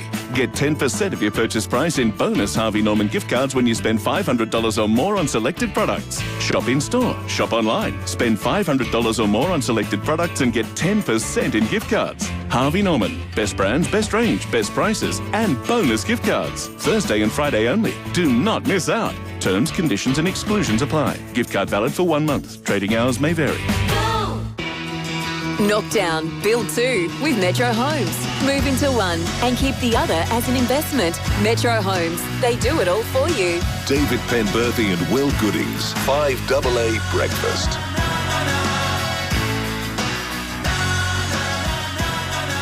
Nine minutes to 9, talking decorations and houses that get decorated for Christmas, Halloween, whatever it might well be. 8223 got these terrific tickets to give away to the Adelaide Wine Festival. We'll do that in just a moment. A few people have called in wanting to know about Fitzy's footy tips. Well, like everything on the program, you can catch them by going back and listening to the 5AA Breakfast podcast, wherever you get your podcasts from. And all thanks to Walco. Fitzy's footy tips will be right there. Walco at the centre of SA's biggest cover-up with their incredibly good-looking Walco mesh pool cover. Julian in Old Noarlunga, tell us about your decorated house. Oh, well, I'm in Old Noarlunga, so I don't know if you remember all the lights they have through the village there. So we're new. We've been here a couple of years, so we're just miners at doing it. But we put up the balls in the tree, so we get up the ladder and hang the big balls. But we've got a lot of competition in the street because there's some fantastic houses down here. But we're doing a little bit more each year. Is yours one of those streets, Julian, where everybody gets stuck in, like Pelham Street down Semaphore Parkway? Is it that sort of thing? Yes, that's right. Yeah, it's Patapinda Road. You know where the pub is in Old Noarlunga? So that's quite a famous street for doing the decorations. But we're miners at doing it. Some of the ones down here are fantastic. Hey, did you know, Julian, when you moved there that was part of the gig? Once you lived there, you had to do the lights? No, we didn't, because I'm from London. So I've been over here a few years, but when we moved down, everyone said, you've got to decorate your house. I said, why is that? So we drove down to have a look. It was fantastic. It was, unbelievable. But so we're very minor at doing it, but we get a few more each year, but some of the ones here are fantastic. But when you were back in London, Julian, you sound like you might have been in the East End too, mate, like Bermondsey sort of neck of the woods. Am I correct? Well, I know you said before, Dave, Millwall's my team. So. Yeah, right, okay. So you're in the south side then, very much so. In the south side, yeah. My family are all from Bermondsey. Oh, lovely. I lived on Tower Bridge Road for about 3 months many years ago. It's great. Great part of town. Yeah, no, good on you, mate. Thanks, Julian. Welcome to Australia. Let's give Julian some Adelaide Wine Festival tickets, shall we? Get and enjoy a bit of local sample the local wine while he's contributing wonderfully to the community down south. The newest and best wine tasting event in SA, Sunday, June 7 at the Adelaide Central Market. Google Adelaide Wine Festival for tickets. Tyson and Clarence Gardens, tell us about your place. Oh, g'day, mate. Yeah, we've got Christmas decorations up for the last 2 years now. Me and the guy next door, he's got a blow-up Santa out the front. I've got all my lights up. I've still got my Christmas tree up in the lounge room. Why bring it down? I don't understand. Leave it up. Well, mate, the pace at which time goes, we're going to be in the second half of the year soon enough, and you look like you got in early for Christmas. Why create extra work for yourself by putting it away? And the kids love it. They're always playing around with the tree, putting new stuff on it. But it's a real novelty when all the people drive past and me and the neighbour are out the front having a beer or whatever. It is such a nice thing to do. It adds so much to the festive spirit and the sense of community at the Christmas time, and kids do love it. There's a text here I want to read out. It says, "Morning, fellas. Before you start bashing councils again, this assessment is against the Building Code of Australia, which is a national building code, not a council code. You need to get that right and inform your listeners properly." Well, okay, what I'd say, though, is the onus there is for the council to decide whether they're going to go to war on the basis of one complaint. Yeah. They've got discretion. They can say, we're not getting around to this one. But it's that mindset like, well, they're the rules. You know, you go in there, boots and all, end result, something that everyone loves, gets shut down. Tyson, we'll send you off to the Adelaide Wine Festival as well, mate. At the Adelaide Central Market, June 7. Google Adelaide Wine Festival for tickets. How amazing is the English language? Like, when Julian came on, dead set, his voice, I thought, I felt like I'd been teleported back to 2005 because every single person in that part, and it's only that part of South London, their accent, it's like a sort of Dennis Waterman Minder type accent. Like I just straight away thought, that guy sounds like he's from Bermondsey. It is remarkable when you consider the size of England. Well, the UK on toto, it's smaller than Victoria. Oh, it's crazy. Yet just the kaleidoscope of accents. Well, then you got like everyone in Liverpool talks like this. And then down in Cornwall, they get a way of talking like they round all their vowels. Even like within London itself, like if you go to North East, like everybody, they'll talk like Hugh Grant or like Boris Johnson. Yeah. But in Bermondsey, it's crazy how. And then Essex is completely different. Can't understand a word anyone's saying in Essex. But for one language to do that, in almost walking distance. It is. It's phenomenal. Quite remarkable. Adrian and Yankalilla, you'd like to dress up your house? Oh, well, I would love to do it like my friend's mum, but she runs her house in Man, Julie Davidson, and we went there last Christmas Eve. It is unbelievable. She buys teddy bears all year. I mean, thousands of them, and then her whole house is decorated with Christmas lights. And all these teddy bears come out, and the local kids come through this walkway, and they all get to select the teddy bear. And she does it every single year. It's mind-boggling. She has boxes and boxes of teddies. She just does it out of the goodness of her heart, and it's such a good thing to see what people do for the community. And I feel sad with the Halloween stuff because, you know, he's trying to do his best, and then the council just shut it down. Another community event where we're getting harder and harder for Australians to get involved in this stuff these days. Absolutely. Yeah. Well said, Adrian. That sounds like a remarkable thing that she does. We'll send you to the Adelaide Wine Festival as well at the Adelaide Central Market on June 7. Thank you for that, Adrian. Lots of great texts coming through, mostly from people expressing their despair at how it got to this, really. Yeah. And a lot of people saying that they've been trying to get councils to do other things like fix giant potholes, but we'll get around to that one. Yeah. Got to shut down fun first. Yeah, that's right. Hey, I was wrong. The budget's not next Tuesday. It's next Thursday. I got a helpful text from Treasurer Tom Coutts saying I got the days wrong. Don't turn up Tuesday. Well, I did write back to him. You'd probably be quite happy if I turned up on the wrong day after that conversation we had yesterday about power prices. But he's missed a trick, the Treasurer there. If you are someone who really gets excited by state budgets, don't tune in Wednesday for our coverage. Tune in Friday for our coverage because it's Thursday. Fuel Watch to round us out. Better to be a member with RA8 Road Service. The two cheap spots, the unleaded Yugo Clearview, $1.67.5, and Diesel Liberty Camden Park, $2.09.5. Have a terrific Thursday. We'll catch you tomorrow morning from 6.